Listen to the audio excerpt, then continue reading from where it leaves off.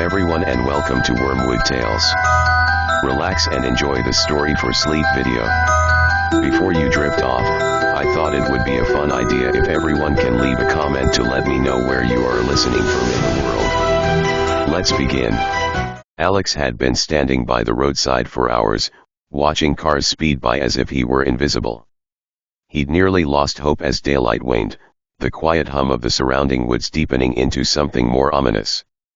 Each passing car seemed to carry a piece of his optimism, leaving him stranded in an empty stretch of road surrounded by looming trees and the soft rustle of unseen creatures. Just when he was ready to give up and start walking, a set of headlights pierced the evening gloom, casting long shadows across the deserted road. A beat-up, dusty sedan slowly came into view, pulling up to the edge of the road. Alex squinted as it approached, unsure if he should feel relieved or uneasy. The car was old, maybe even older than he was, with faded paint that might have once been blue and a few patches of rust creeping along the doors and bumper. Inside sat a couple, both staring straight ahead.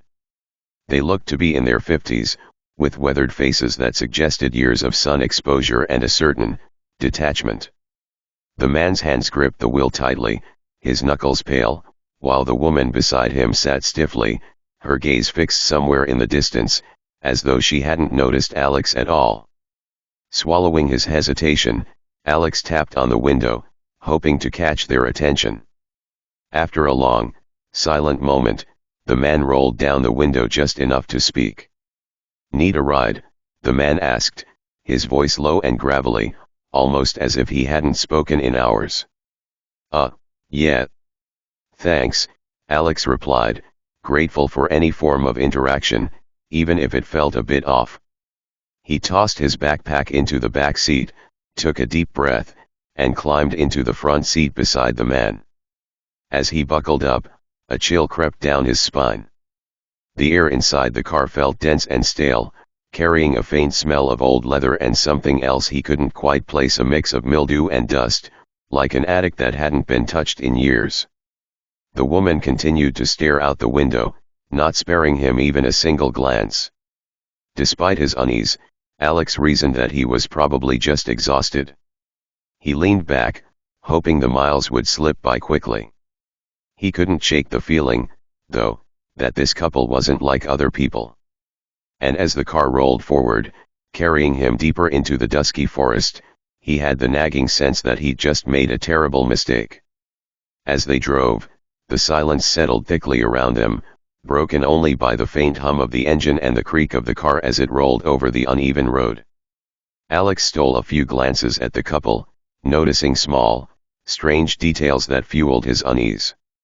The man's clothes were slightly wrinkled, like they'd been worn for days, and his hands, tightly gripping the wheel, were covered in faint scars, as if he'd spent years working with rough, unforgiving tools. The woman, equally pale, wore a faded blouse with tiny yellow flowers, the kind of pattern he hadn't seen outside of old family photos. They passed mile after mile of trees and open fields, and yet, in all this time, neither of the couple had spoken. Alex's attempts at conversation had fallen flat. After a few polite responses, the man had turned his attention back to the road, his face impassive and unreadable. Alex tried to shrug it off, but he couldn't ignore the strange tension building in the car. He noticed that the radio was on, but instead of playing music, it emitted only static, fluctuating between a soft hiss and a low hum that filled the car like a restless presence. Every now and then, the static crackled louder, almost as if someone were trying to tune in, but no voices ever came through, just distorted bursts of sound that occasionally resembled faint whispers. Alex tried to ignore it, telling himself it was just a faulty signal out in the middle of nowhere, but each time the static swelled, he felt a jolt of unease ripple through him. The sun dipped lower, casting long shadows across the road as they moved deeper into the winding back roads. Alex looked out the window, noting how the scenery seemed to repeat itself in a subtle, unsettling way. The same stretch of tall pines, the same rusted old mailbox at the edge of a field, the same twisted tree leaning over the road, its branches stretching out like skeletal fingers. He shifted in his seat, feeling his pulse quicken. Hadn't they already passed that tree? He could have sworn they had. Glancing over his shoulder, he could still see his backpack sitting on the back seat, untouched, but the sight did little to comfort him. The trees outside grew denser, the daylight fading quickly, and with each passing minute, Alex felt a deeper chill settle in his bones. The woman suddenly shifted, her head turning just enough for Alex to catch a glimpse of her profile in the fading light. Her face, thin and lined with deep creases, looked almost hollow. Her eyes, though still turned toward the window, seemed strangely vacant, as though she were lost in some distant memory or as though she were seeing something he couldn't. Alex tried to shake off his mounting dread. It was just a ride, he told himself. Just an odd, quiet couple who didn't like to talk. But a small, nagging voice in the back of his mind whispered that something was wrong. Very wrong. And then, without warning, the man turned onto a narrow side road, a dirt path that cut through the dense underbrush, shadowed by towering pines. Alex's stomach dropped. I thought the main road was still up ahead, he said, his voice wavering slightly. The man didn't respond. The woman, too, remained silent, her eyes fixed ahead. The static on the radio flared, louder this time, punctuated by what sounded like faint, disembodied murmurs. Alex swallowed, gripping the edge of his seat as the car continued down the shadowed path, the trees pressing in closer around them. The realization settled in his gut like a stone, he had no idea where they were going, and he wasn't sure he'd be able to find his way back. The car continued down the dirt path, tires crunching over gravel as dusk deepened into twilight.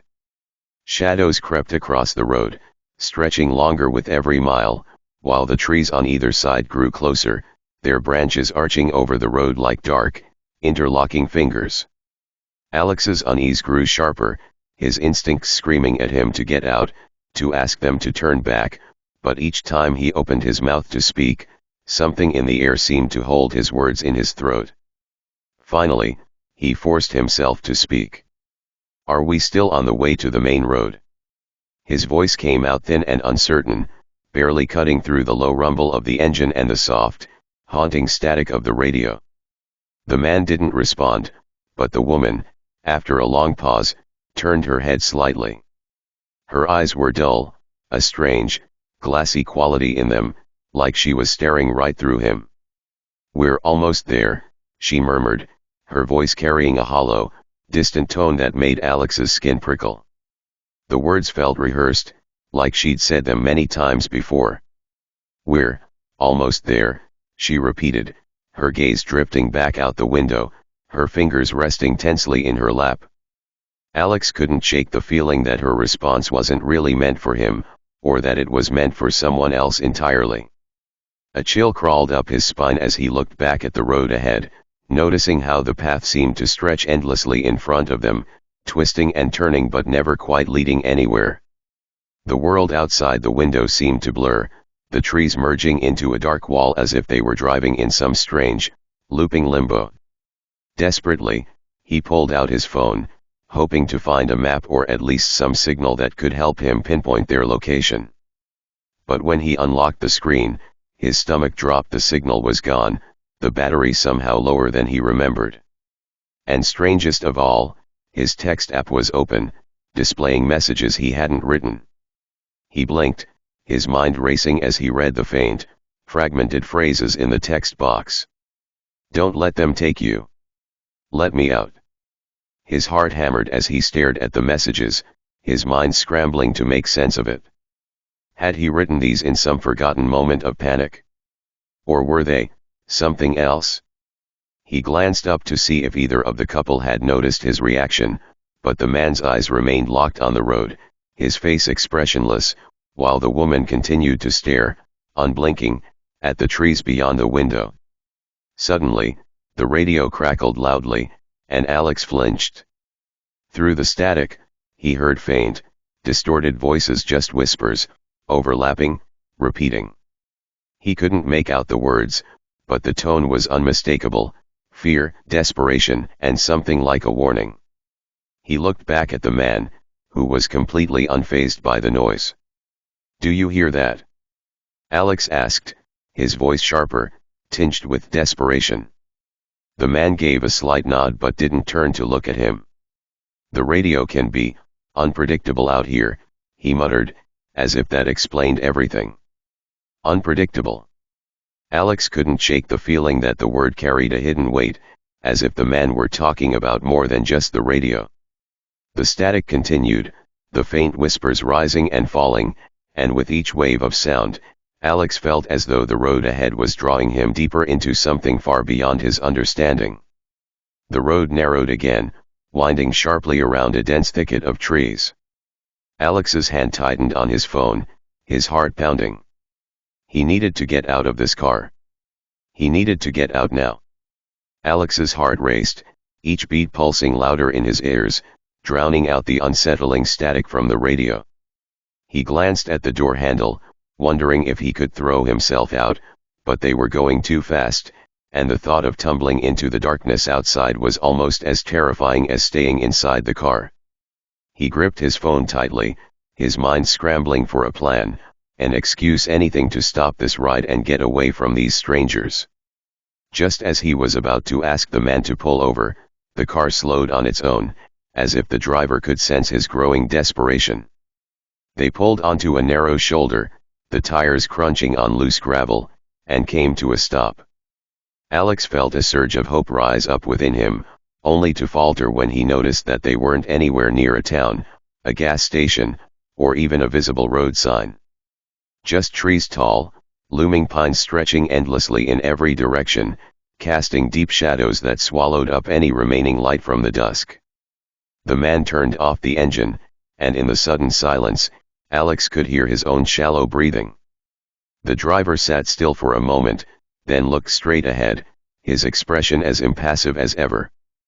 But something shifted in his eyes, a hint of satisfaction, or maybe recognition, as if they'd finally arrived at some long-awaited destination. "We're here," the man said, breaking the silence. His voice sounded almost reverent, as though he were welcoming Alex to some sacred, secret place. Alex swallowed, his mouth dry. Where exactly are we?" The woman turned her head slowly, her vacant stare fixed on him now. Her mouth curved into the faintest of smiles, one that didn't reach her eyes. "Home," she whispered, her tone chillingly serene. "Home." Alex echoed, a tremor in his voice. He gripped the door handle, but it wouldn't budge. Panic began to rise within him, each second of silence like a vice tightening around his chest. "Look, I think I've made a mistake. I really need to get going. My family's waiting for me." The man ignored him, his gaze distant, as though listening to something only he could hear. The woman, however, leaned in closer, her pale face inches from his own. She reached out a hand, her cold fingers brushing lightly over Alex's wrist, and he nearly recoiled. Her touch was so cold it felt unnatural, like the air inside an empty crypt. "We all need to get home, Alex," she murmured, her voice taking on an eerie, almost pleading tone. "You're one of us now." Alex's pulse spiked. "How do you know my name?" The woman's smile widened, her eyes shining with an unsettling light. "We know all our passengers, Alex. Every one of them." As if in response to her words, the radio crackled back to life, the static louder and more intense, filling the car with a chaotic hum. But this time, beneath the static, Alex heard distinct voices, fragmented, pleading, calling out. His blood ran cold as he recognized his own voice among them, echoing the words from the mysterious messages on his phone. "Let me out, please, let me out." A desperate realization dawned on him, each word sinking like a stone in his stomach. He wasn't the first to be trapped in this car. And if he didn't act fast, he wouldn't be the last. In a surge of terror-fueled determination, Alex yanked at the door handle again, this time with all his strength. The door gave way, swinging open as a gust of cold night air rushed in. Without thinking, he threw himself out of the car, his body hitting the rough gravel as he rolled onto the side of the road. Pain shot through his arms and legs, but he ignored it, scrambling to his feet and backing away. The couple didn't follow him. They simply sat there in the darkened car, their faces obscured in shadow, watching him with that same eerie stillness. Alex could barely make out the woman's faint smile, as if she were amused by his attempt to escape. The man turned his gaze back to the road, and with a low hum, the car slowly rolled forward, disappearing down the winding path, the tail lights fading like the last glimmers of daylight. Alex stood frozen, his heart pounding, watching as the car and its strange occupants vanished into the darkness, leaving him alone on the silent road. Breathing heavily, Alex staggered back, trying to orient himself. The road was empty, stretching out into endless shadows with no signs of civilization. His phone buzzed weakly in his hand, the screen lighting up for a brief moment. He glanced down, heart pounding, to see a single, haunting message displayed across the screen. "Don't let them find you again." The phone flickered, then died, plunging him back into darkness. Alex stood in the dark, his breath shallow and unsteady. The silence around him was almost suffocating, broken only by the occasional rustle of leaves and the distant call of a night bird. He could still feel the chill of the woman's hand on his wrist, as if her icy touch had somehow seeped into his bones. Desperate to get away from that deserted road, he glanced around, hoping to spot any familiar landmarks. But the path was shrouded in shadows, each tree blending into the next like an endless forest with no beginning and no end. He was alone, without a signal, in the middle of nowhere. He checked his phone again, hoping against hope that it might miraculously come back to life. But the screen remained dark, and the dead battery symbol seemed almost mocking in its simplicity. Taking a deep breath, Alex forced himself to walk, each step crunching against the gravel and breaking the oppressive silence. His mind raced, replaying every eerie moment in that car, each unsettling detail now sharpened by distance and fear. The couple's vacant stares, their strange familiarity with him, the haunting whispers on the radio.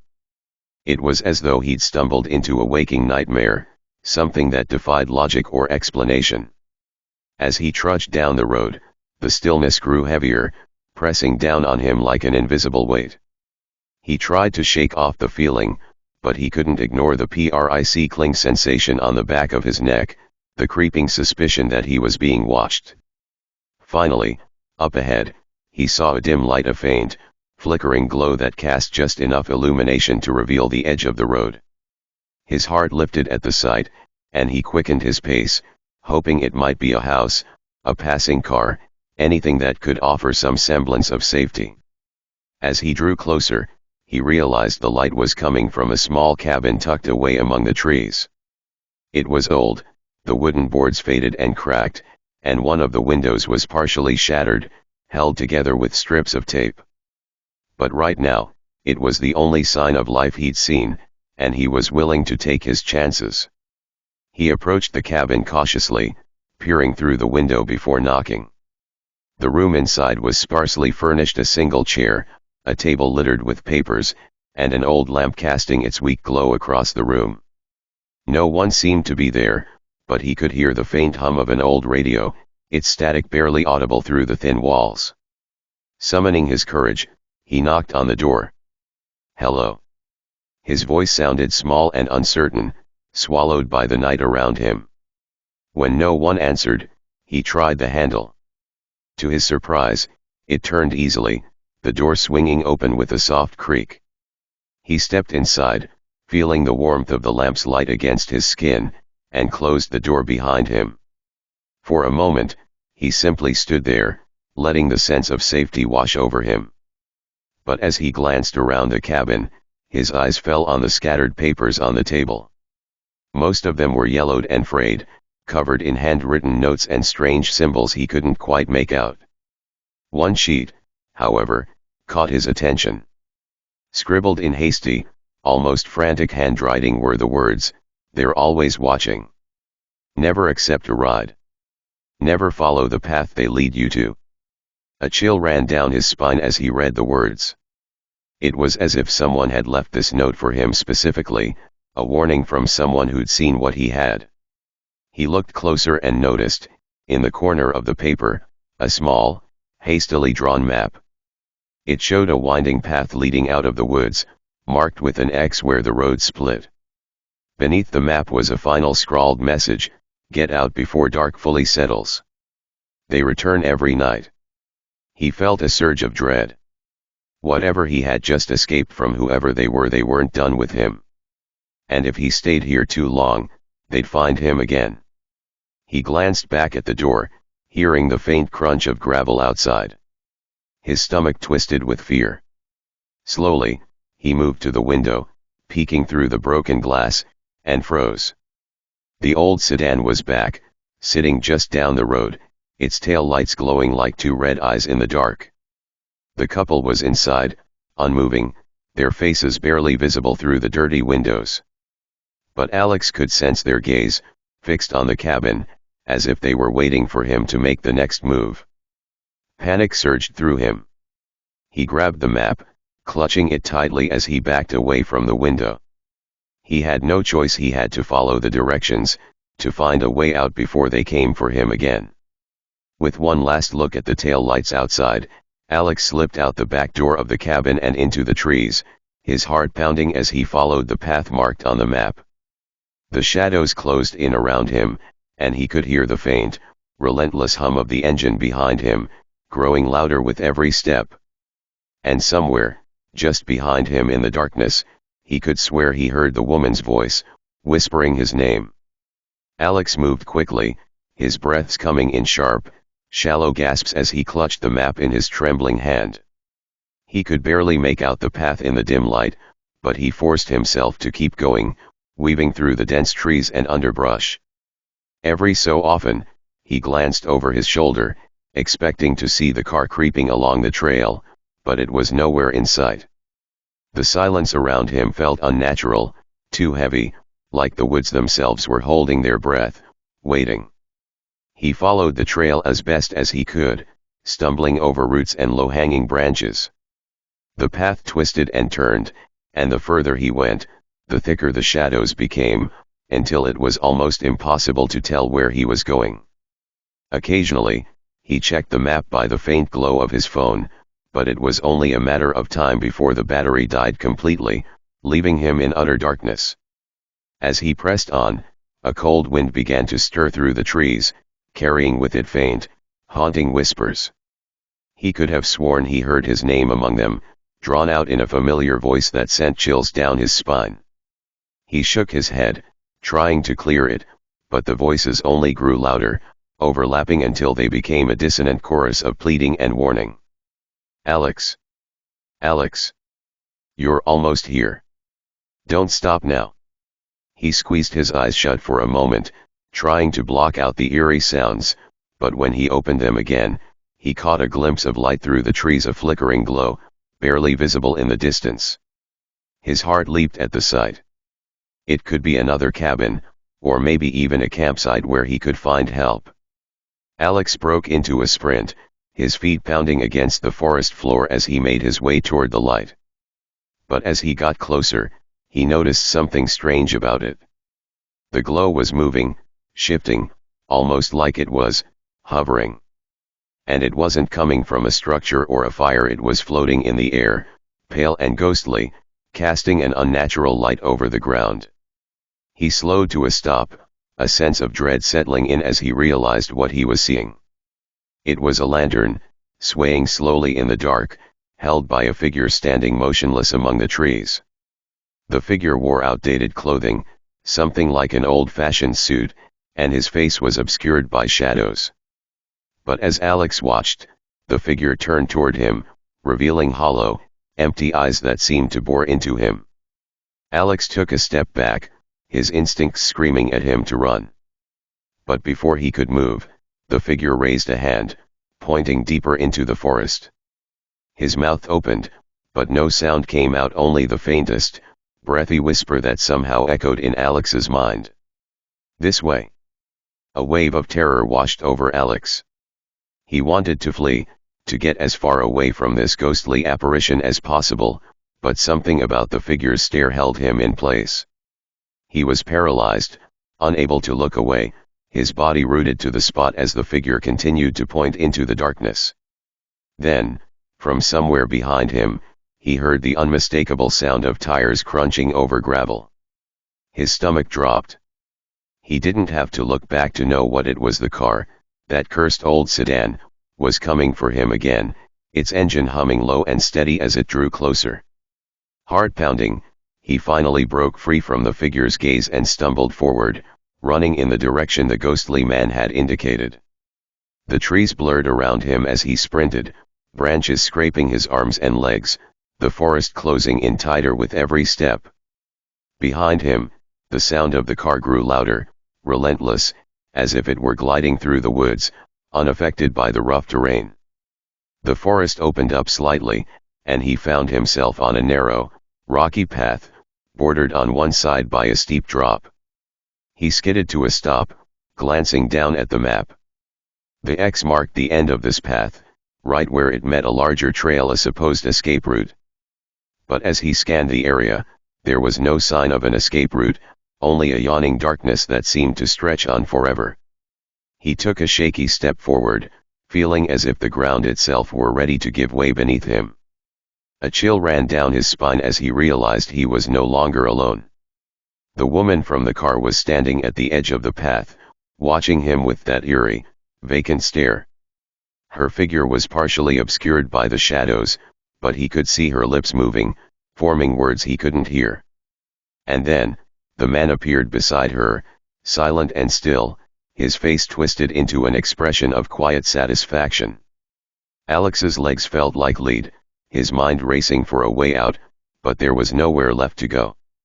The woman lifted her hand, her fingers curling in a beckoning gesture, as if inviting him to join them. Her lips parted, and this time, he could hear her voice, a low, ghostly whisper that seemed to echo in the depths of his mind. "Come home, Alex." He took a step back, his foot slipping on loose gravel. His body teetered on the edge of the drop, and for a brief, terrifying moment, he felt as if he were falling, spiraling down into darkness. But he caught himself, stumbling back onto solid ground. The couple moved closer, their expressions dark and unwavering. The sound of the car engine grew louder, filling his ears until it was all he could hear, drowning out even his own thoughts. And then, just as he felt himself slipping into despair, he remembered the map in his hand, the one thing that might still save him. With a burst of desperate energy, he sprinted forward, sidestepping the couple and diving into the darkness of the forest. He ran blindly, his lungs burning, his vision blurred, until the sounds of the car and the whispers faded behind him. The trees thinned, and finally, mercifully, he stumbled onto a paved road. He collapsed onto the asphalt, gasping for breath, his body trembling with exhaustion and fear. He glanced around, half expecting to see the couple's car waiting for him, but the road was empty, stretching out in both directions under the pale light of the moon. In the distance, he saw headlights, a real car, a modern one, approaching. He raised his hand, waving frantically as the car slowed to a stop beside him. A concerned face appeared in the driver's window, a young man, looking at Alex with a mixture of confusion and concern. "Are you okay?" the driver asked, his voice grounding Alex back in reality. Alex managed a nod, his voice barely a whisper. I think I am now." The driver opened the door for him, and Alex climbed in, casting one last look over his shoulder at the empty road behind him. As they drove off, he couldn't shake the feeling that he was still being watched, that the couple might still be out there, waiting for their next passenger. And somewhere, in the pocket of his jacket, he felt the map, the crumpled paper he'd clung to so desperately, grow cold against his skin. When he finally mustered the courage to pull it out, his heart nearly stopped. The map was blank. As Alex stared at the blank map in his hand, A chill ran through him, sharper than the night air that filled the car. It was impossible. He'd followed that map through the forest, down the treacherous paths, out of the twisted nightmare that had tried to claim him. Now, it was nothing but a plain, faded piece of paper, its edges worn but utterly devoid of the markings that had guided him to safety. The driver glanced over, noticing the stricken look on Alex's face. "You sure you're okay? You look like you've seen a ghost," he said, his tone somewhere between joking and concerned. Alex forced a weak nod, his gaze fixed out the window, unable to shake the unsettling silence of the road stretching endlessly before them. "Yeah," he murmured, trying to reassure both the driver and himself. "Just, rough night." The driver nodded, casting a brief glance at the rearview mirror. "Well, don't worry. I'll get you to the nearest town," he said. "Shouldn't be too far." Alex nodded, his body beginning to relax against the seat as the tension of the night slowly eased. He was safe now, wasn't he? It was over, just a strange, horrific incident that he'd managed to survive. He stared down at the blank map again, feeling the chill in his bones start to dissipate. But as he glanced back up, something caught his eye, a pair of faint red lights, far behind them, barely visible but growing steadily brighter in the darkness. His stomach twisted with dread as the glow came closer, revealing two small, circular lights that hovered just above the road, like the eyes of some monstrous creature tracking them in the shadows. No. It couldn't be. He leaned forward, his heart pounding as he tried to make out the shape. The lights grew closer, and he could make out the unmistakable silhouette of a car, a dusty, outdated sedan, its headlights dim but unmistakable, trailing them from a distance that seemed to shrink with every passing second. Alex's hands clenched into fists, his heart racing in his chest as a suffocating terror crept over him. He hadn't escaped them. They were still there, still following, as if they were bound to him, refusing to let him go. "Hey, could you go faster?" Alex asked, his voice trembling as he tried to keep the panic from showing. The driver shot him a curious look but nodded, pressing his foot down on the gas. The car accelerated, the engine humming louder as they sped up, the landscape blurring around them. Alex kept his gaze locked on the rearview mirror, watching as the sedan picked up speed, matching their pace no matter how fast they went. "What's going on, man?" the driver asked, a note of worry creeping into his voice as he glanced at the mirror. "Someone following you?" Alex nodded, his throat tight. "I think so," he whispered, glancing over his shoulder, as if by some miracle he'd find an empty road behind them. But there it was, the same old sedan, its headlights unwavering, as if it were locked onto them. The driver clenched the steering wheel, his eyes narrowing. "All right, hold on," he muttered, taking a sharp turn onto a side road, the tires screeching against the pavement as they veered off the main highway. Alex gripped the door handle, bracing himself as the car hurtled down the dark, winding road, the trees on either side blurring into a wall of shadow. For a few moments, the sedan disappeared from sight, swallowed by the bend in the road. Relief flooded through Alex, his body sagging as he allowed himself to believe, just for a moment, that they'd finally lost it. But then, from somewhere far behind, he heard it, the low, steady hum of the sedan's engine, growing louder, drawing closer.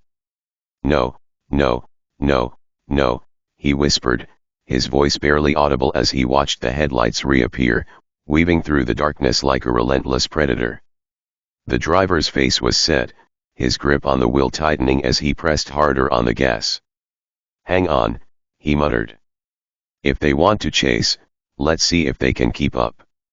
They sped down the twisting road, the sedan trailing them relentlessly, its headlights unwavering. It was as if no matter how fast they went, no matter where they turned, the sedan was right there, dogging their every move. Alex's pulse thundered in his ears, his mind racing with thoughts of escape, but the options were running out. The sedan was unstoppable, bound to him by something far more powerful than logic or reason. The road narrowed, leading them to a sharp curve that hugged the side of a steep ravine. The driver gritted his teeth, slowing just enough to navigate the bend without skidding over the edge. But as they rounded the corner, Alex's blood ran cold.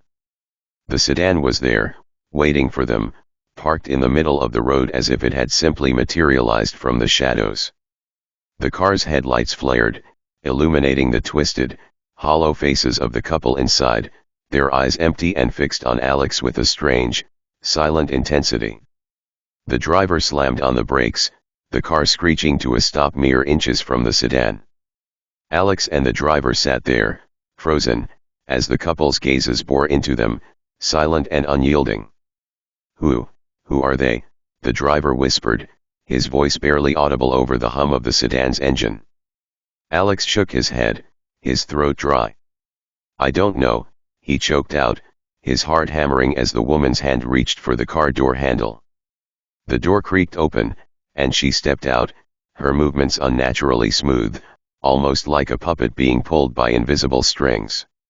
She walked toward their car, her hollow eyes fixed on Alex, her lips curling into a cold, eerie smile. The man followed, his gaze equally vacant, his steps slow and methodical as he advanced. Alex's breaths came in shallow gasps, trapped between the door and the silent figures that moved closer with every step. In a final, desperate act, the driver threw the car into reverse, the engine revving as they sped backward down the road. But the figures didn't stop. They walked forward, their faces blank yet somehow filled with an awful, knowing purpose, following as if they had all the time in the world. Then, as suddenly as they had appeared, the figures stopped, their forms fading into the shadows as they watched the car retreat. Alex felt their empty eyes lingering on him, the weight of their gaze pressing down on him even as they drove further and further away.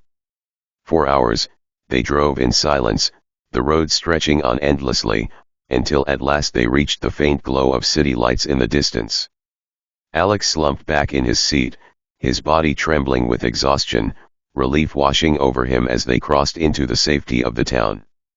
The driver pulled over, his hands shaking as he turned to Alex. What was that?" he whispered, his voice hoarse. Alex shook his head, his gaze distant. "I don't know," he murmured. "But I don't think they're done with me." And as he looked down at the blank map in his hands, he felt a creeping sense of inevitability, a cold, silent promise that the next time he found himself alone on a dark road, they would be waiting. Alex's fingers tightened around the blank map, his heart still racing as the unsettling feeling of being watched lingered like a shadow. He glanced nervously around the inside of the car, as though expecting the walls to close in on him. The driver's shaky hands gripped the steering wheel, his knuckles white, eyes darting between the rearview mirror and the road ahead. "Are you sure you're all right?" the driver asked again, his voice softer this time, as if unsure whether to believe what had just happened. Alex swallowed, his throat dry. "Yeah. I think so. I need to get out of here," he muttered, staring out the window as the town's lights grew closer. The familiar sights of civilization did little to ease the sense of dread that still gnawed at his insides. The driver slowed as they entered the town, and Alex could see small, welcoming signs of life, stores still open, street lights glowing against the dark sky. For the first time in what felt like hours, the world didn't seem so alien. Yet, as they passed a row of houses, a strange sense of recognition crept over him, as if he had been here before, though he knew he hadn't. "Right here's fine," Alex said abruptly, his voice tight as he spotted a small, neon-lit diner up ahead. "I'll get out here." The driver raised an eyebrow. "Are you sure? It's late." "You sure you're not?"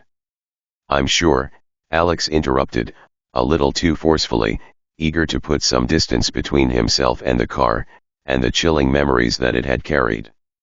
Without waiting for a response, he opened the door and stepped out into the cool night air. The diner was open, the flickering sign a beacon of normalcy amidst the darkness. Alex's legs felt shaky as he made his way inside, trying to ignore the way the hairs on the back of his neck stood on end.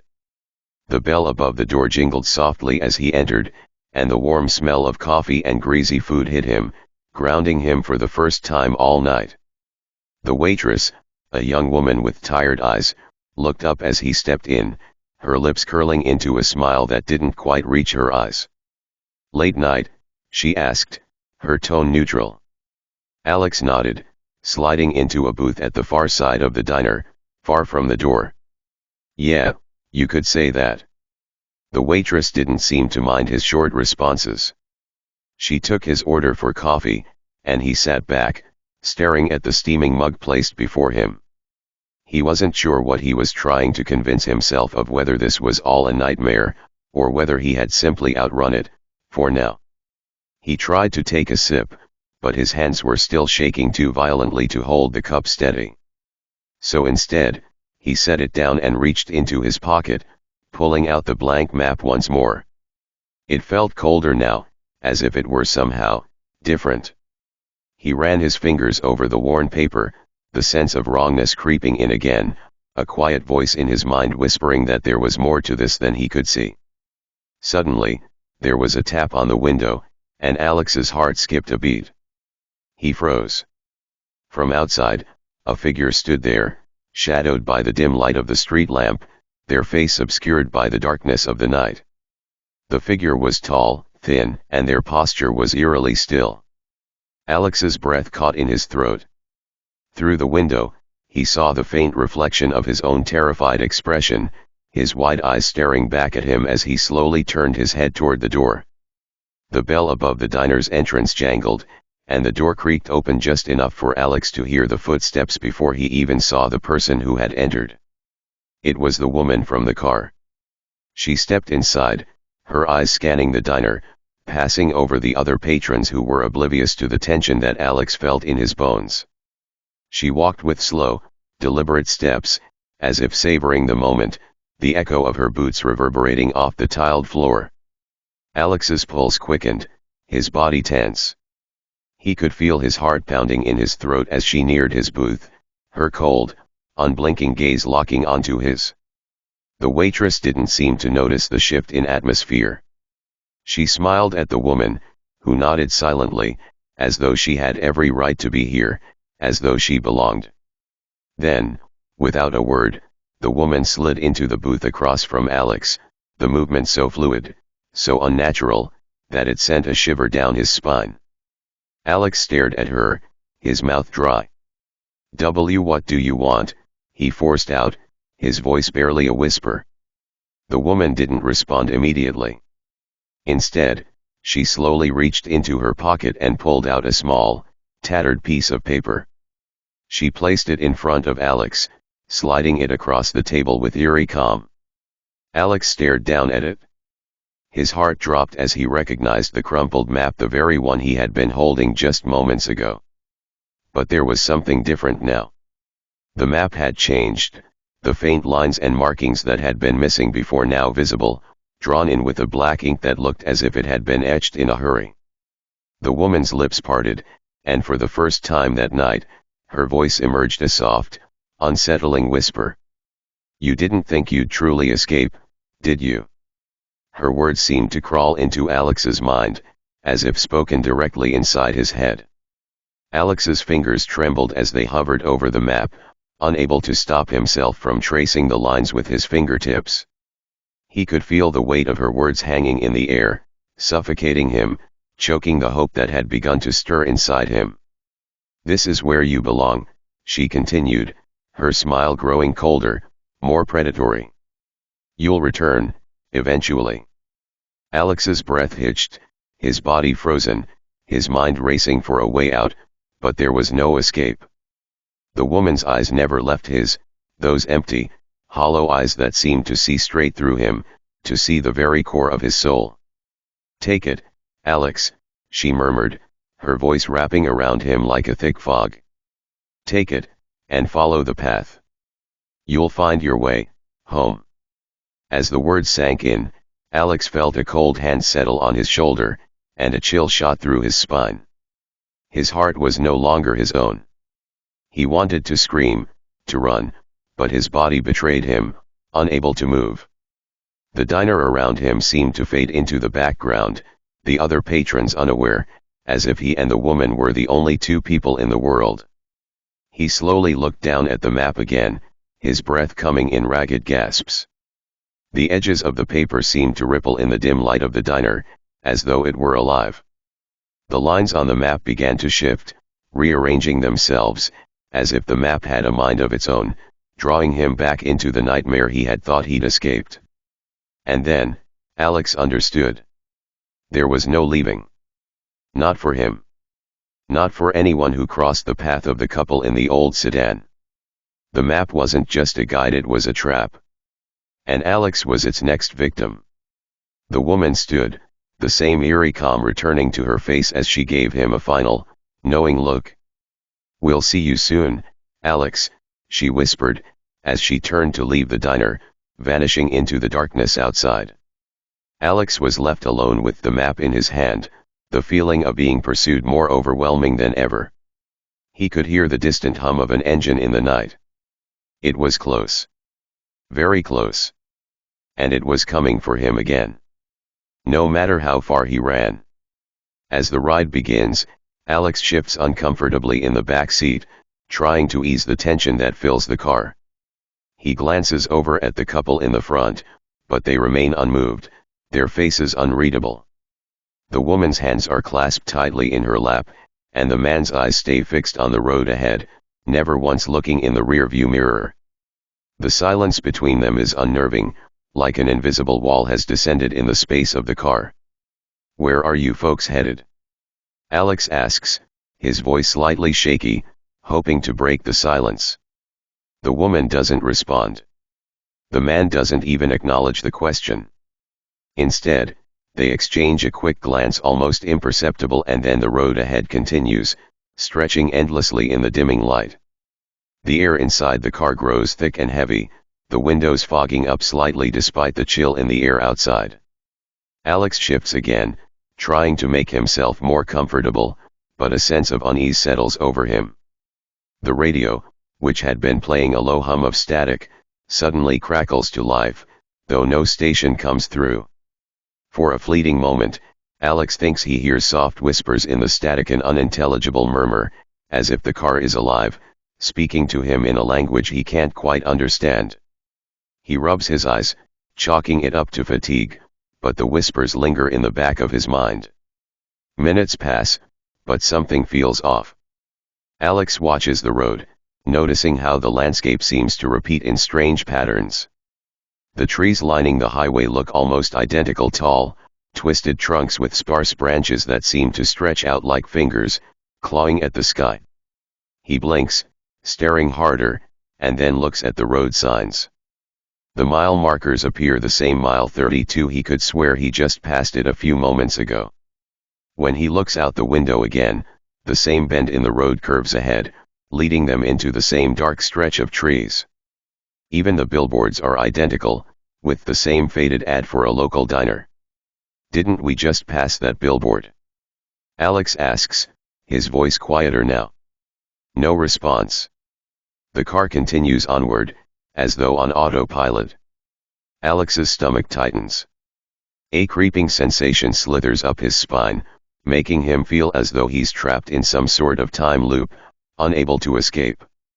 He watches the road carefully now, his eyes darting between mile markers and signs, trying to make sense of the disorienting repetition.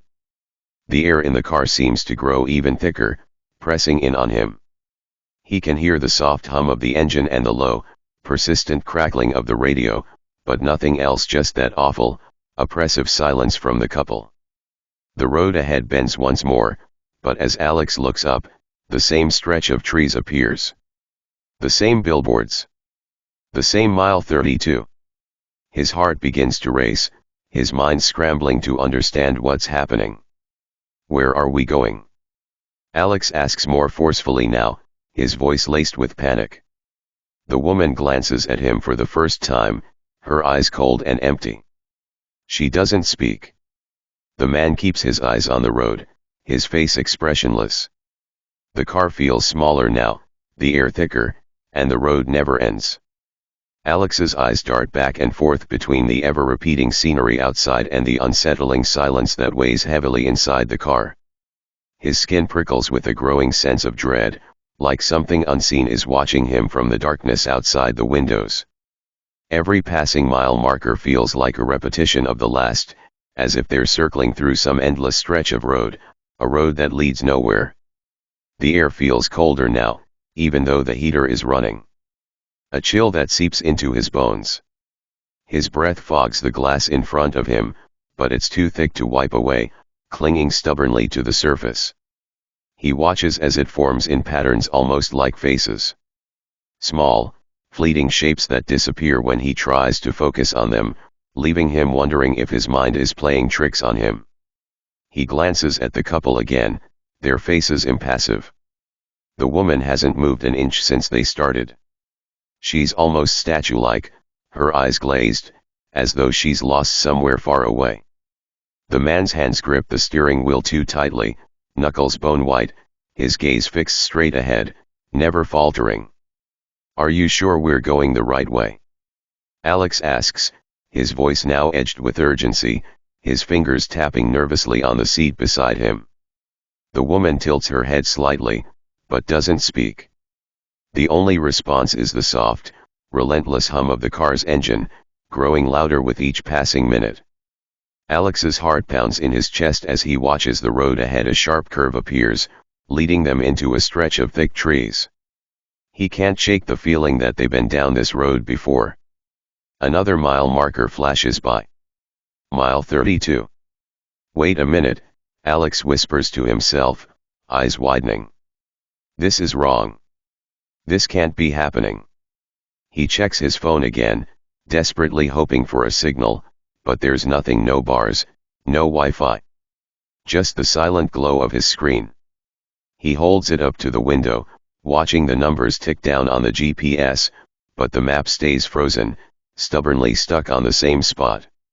He should be close to home by now, but everything about this feels wrong, like they've crossed over into some otherworldly realm where the rules of time and distance don't apply. Without thinking, Alex turns back toward the couple, his voice cracking. "Where are we? What is this place?" The woman's eyes flicker briefly, just for a second, before she stares straight ahead again. The man's jaw tightens, and for the first time since they started, he speaks. "You'll be home soon," he says in a voice that's too calm, too flat. "Just relax." Alex feels his blood run cold. Home. The words echo in his mind, but something about the man's tone doesn't sit right. It's as if he's saying it for a reason, as though home isn't what Alex thinks it is. And then, something even more unsettling happens. The radio crackles again, but this time it's not static. It's a voice that isn't coming from either of the passengers. The voice is faint at first, almost imperceptible beneath the hum of the engine, but it grows louder. Alex leans forward, straining to hear. It's a low whisper, one word repeated over and over again. "Help, help." The voice is soft, desperate, almost pleading, but the couple doesn't react to it at all. They don't seem to hear it. The whispers continue, as if the car itself is alive, aware of Alex's growing fear.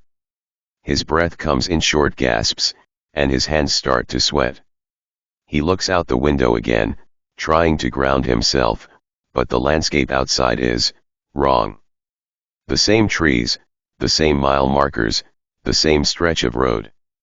He turns back to the couple, his voice frantic now. "We passed this already? This is impossible. Where are we?" But the man just smiles, a tight, unnatural smile. "You'll be home soon." Suddenly, the car jerks as if hitting a bump, even though the road is smooth. The steering wheel spins slightly in the man's hands, but he steadies it without breaking his gaze from the road. Alex blinks in confusion. Was that real? His head spins, and he feels lightheaded. He glances down at the GPS again, but it's still frozen, still stuck on the same place. In the corner of his eye, Alex notices something, a figure. A shadow moving just outside the window, skimming along the edge of the car, barely visible but there. It's tall, dark, and shaped like a person. His breath catches in his throat, but when he turns his head, it's gone.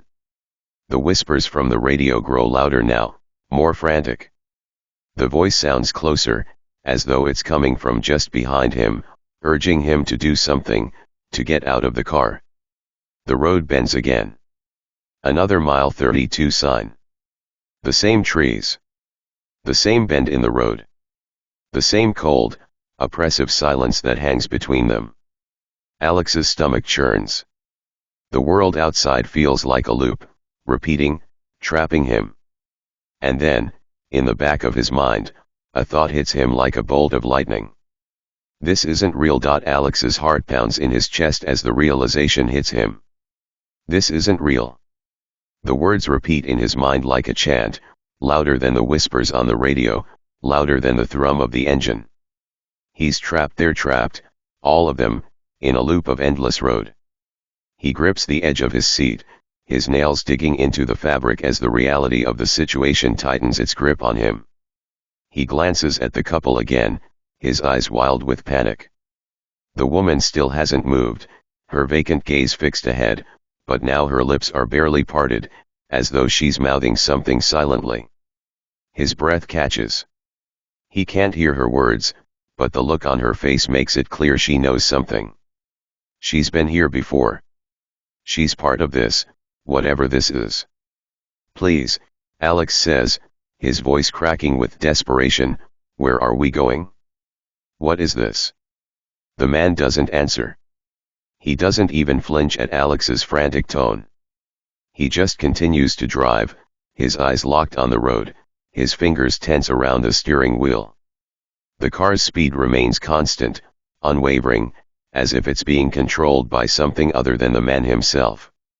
Alex looks out the window again, the trees now seeming even darker, the shadows longer, stretching out into an oppressive, suffocating blackness. The road ahead bends sharply, but this time, Alex sees something else, a faint flicker, a movement in the corner of his vision. A person? No, it can't be. He blinks hard, shaking his head, but when he looks again, the figure is gone. What is happening? A fresh wave of panic hits him as the silence in the car grows thicker. The whispers on the radio have stopped, replaced by a deep, resonating hum. Alex's skin tingles, the hairs on the back of his neck standing on end. The hum grows louder, almost deafening, vibrating through his chest, shaking the very air around him. He turns to the couple again, eyes wide. Do you hear that? He asks urgently. No answer. The man's eyes stay fixed on the road, his expression as blank as ever. The woman's lips are still parted, but now, her mouth moves ever so slightly, slow, deliberate, as though she's reciting something, a chant, an incantation. Stop, Alex whispers, more to himself than anyone else. Stop the car. But the man doesn't slow down. The car continues to speed forward, each turn in the road exactly the same as the last. Mile 32. The trees. The road signs. They all blend together in a mind-bending repetition, stretching into infinity. Alex's breath quickens. His thoughts race faster than the car, the sense of impending doom rising in his chest. He can't keep sitting here. He has to get out. He jerks his hand toward the door, reaching for the handle, but it won't budge. The door is locked. No, it's more than that, it feels sealed, as though something is holding it in place, refusing to let him free. His pulse thunders in his ears, and his chest feels tight, like the air in the car is running out. Why won't you let me out? Alex cries out, his voice rising in panic. Let me out. Please. The woman's lips twitch, as though she's smiling. But the smile is cold, unnatural. The man's fingers tighten around the steering wheel, the creases in his knuckles deepening, but he doesn't turn. He doesn't look back. And then, just as Alex is about to scream, the radio crackles once again, only this time, the voice is clear. "Help me, please, get out." It's the same voice. The one he heard earlier, trapped in the static. Only now, it sounds louder. Closer. It's desperate, pleading, as though it's coming from right behind him, from within the car. His spine stiffens. His stomach twists into a knot. His head whips around, his heart stopping when he sees it. In the rearview mirror, there's someone sitting in the back seat. A shadowy figure, hunched and distorted. It's not the woman. It's not the man. It's someone else, something else, its face hidden in darkness, but its eyes gleam, glowing faintly, too bright, too alive. Alex freezes. He can't breathe. His throat closes up as the figure leans forward, inching closer. He can't tell what it is, what it wants, but it's not human. It's something worse. "Please, help me," the voice echoes again, this time louder, more insistent. Alex recoils, scrambling to the opposite side of the seat. He shouts, "Who are you? What do you want?" But the figure doesn't answer. It just stares at him, its eyes locked on his, as though it knows something he doesn't. As though it's been waiting, watching, waiting for him to realize something. And then, just as suddenly as it appeared, the figure vanishes. The hum of the car, the whispering voice, the oppressive silence, everything goes quiet. Still.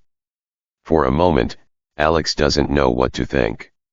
His hands shake uncontrollably as he reaches for the door again. He doesn't care if it's locked. He'll break it if he has to. He has to get out.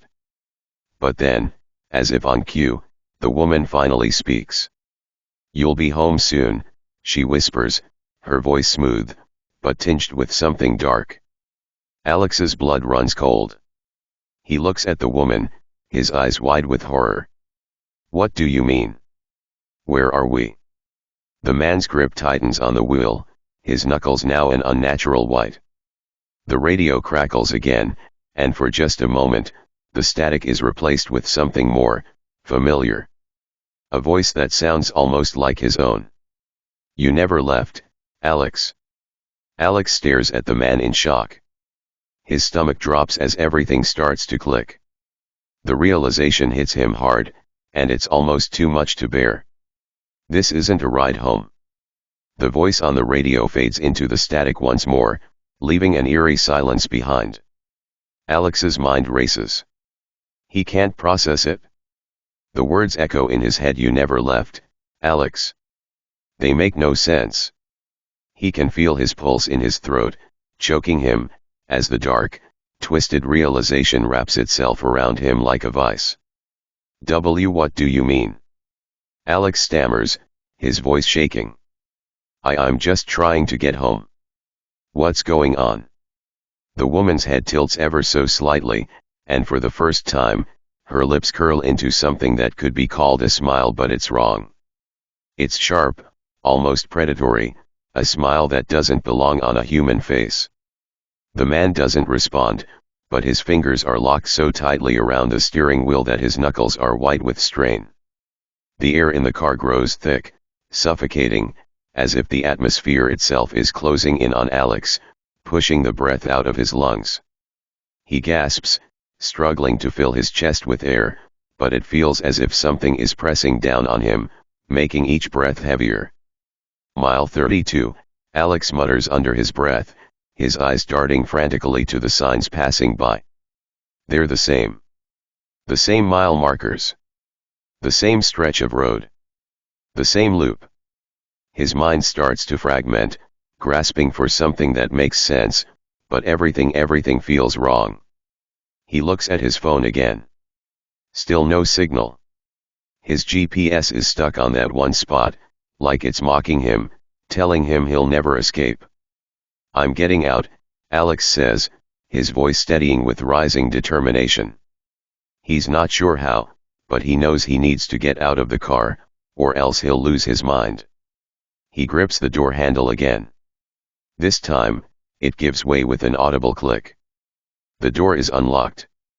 A sense of frantic relief floods through him, but before he can even push it open, the car jerks suddenly, as though something unseen has grabbed hold of the wheel. The tires screech, the engine revs, and the car swerves, nearly sending him into the door. His heart leaps into his throat as the man behind the wheel makes no move to correct the steering. His grip tightens even further, and Alex realizes he's not in control. Alex's stomach churns as the car veers sharply toward the edge of the road. Trees loom on either side, their twisted branches like fingers reaching out to grab them. The road ahead is dark now, almost impenetrably so, as if the night itself is swallowing them whole. "Stop the car!" Alex yells, panic rising in his throat. "Let me out." The man finally turns his head, his eyes now locked onto Alex. His gaze is cold, empty. The smile on his lips, thin and cruel, stretches wider. "You can't leave. Not now. Not yet." Alex's mind races. This isn't just a ride anymore, it's a trap. He knows it. He can feel it. His entire body is screaming at him to get away, but he's trapped, locked inside the car with these two strangers. No, these things that are controlling the very reality around him. He pushes against the door with everything he has, but the handle won't budge. He pounds his fists against the windows, but they don't crack. He's sealed in. Then, the whispers start again. Quiet at first, but growing louder, as though they're circling around him, closing in from all directions. "Help me, help me." Alex's eyes widen. The voice is clearer now, unmistakably desperate, pleading. It's not the radio this time. It's not static. It's coming from the back seat. Without thinking, Alex whips around. The shadowy figure is back, its form more solid now, looming just behind him. The figure leans forward, its face still obscured by darkness, but Alex can feel its presence. It's too close. "Get out," the voice hisses, its tone now urgent, pained. Alex can't breathe. He feels trapped in a nightmare, his chest tightening with each second, his panic mounting. He turns back to the front, desperate for any sense of escape. But the road is endless. The trees are closing in. The loop is relentless. Suddenly, the man speaks again, his voice low, almost comforting. "We've been waiting for you, Alex." "What?" Alex whispers, his voice barely audible, his head spinning. The words crash into him like a tidal wave. "What are you talking about?" The man's smile widens even more, the expression almost grotesque now. The car begins to slow, and for a moment, Alex dares to hope. Maybe they're stopping. Maybe the nightmare is finally over. But as the car slows to a crawl, Alex's stomach drops. The road in front of them isn't a road at all anymore. It's a descent. The pavement cracks, breaking into jagged pieces as if they're plunging into something far worse than just the night. And at the bottom of the descent, Alex sees it. A clearing. Dark and empty. The figure from the back seat is now standing in the distance, waiting for him, its eyes glowing with a sickly light. Around the figure, there are other shapes, flickering in and out of existence, moving in the shadows. They're not human. They're something older, something that shouldn't exist. "Home," the woman whispers, her voice sweet and soothing. "Home, Alex. Welcome home." The words hit him like a brick, and for the first time, Alex understands. This road, this ride, this entire nightmare, it's been a trap all along. And now, it's too late to escape. The car lurches to a stop, and everything goes silent. Alex is trapped. The car lurches to a stop, and the darkness outside seems to swallow the vehicle whole. The hum of the engine fades, but the eerie quiet that follows is suffocating, almost too much to bear. Alex's heart is racing in his chest, and the silence in the car is like a pressure, pressing down on him, making it harder to breathe. The figure in the distance is still there, standing motionless in the clearing, its eyes gleaming in the dark like two orbs of fire. Its shape shifts, flickering like a mirage, and Alex can feel it's watching him. Its gaze is burning into him, tearing through his skin, rooting itself deep within his mind. "Welcome home," the woman repeats, her voice sweet but laced with something cold, something unnatural. "We've been waiting for you." Alex stares at her, his throat tight. He can't process her words. He can't process anything anymore. Everything is unraveling, the edges of his mind fraying with each passing second. Home. What does that mean? He's not at home. He's in a car, trapped on an endless road with two strangers, no, not strangers, with things, entities, that shouldn't exist. The man turns the key in the ignition. The car sputters, then falls silent. The engine is dead. "Get out," the man says flatly.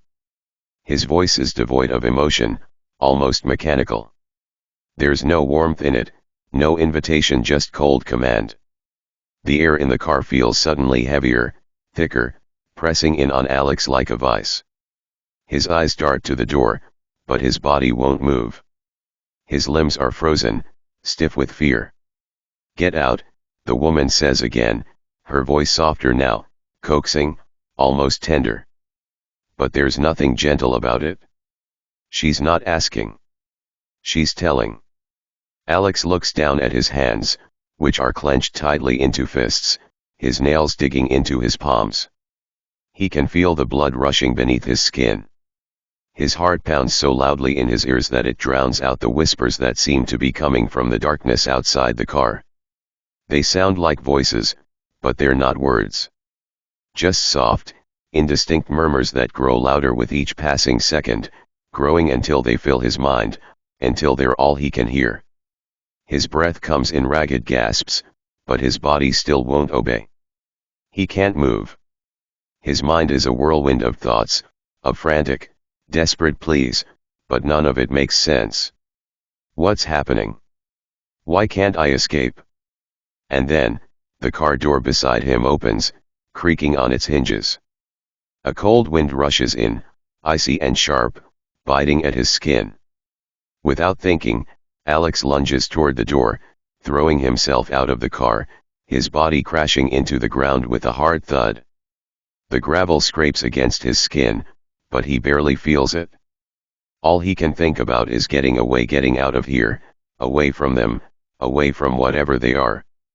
He scrambles to his feet, his mind a blur of panic, his legs barely able to hold him up as he stumbles toward the distant figure. The figure doesn't move. It doesn't speak. It just stands there, waiting for him, its eyes glowing brighter, burning.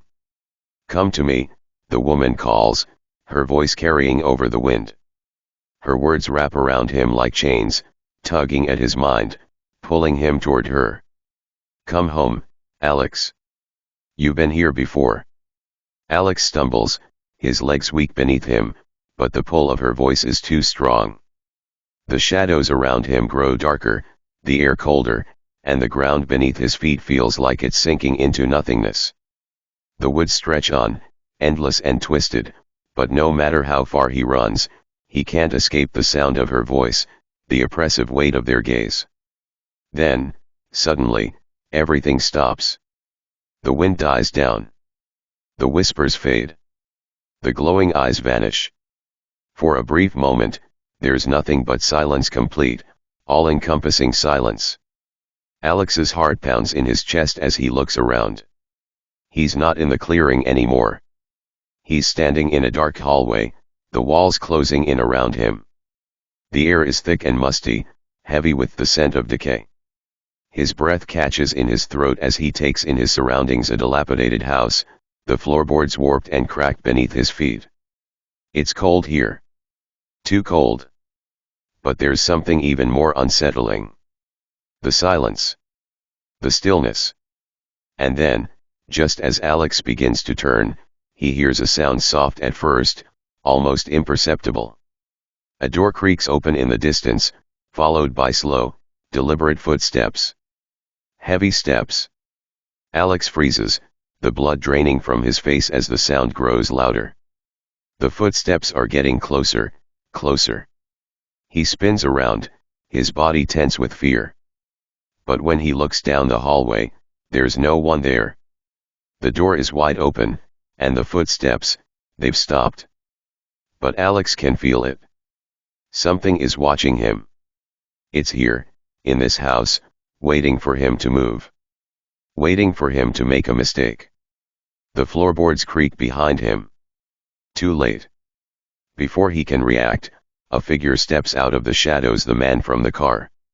His face is even more hollow now, his eyes sunken, devoid of life.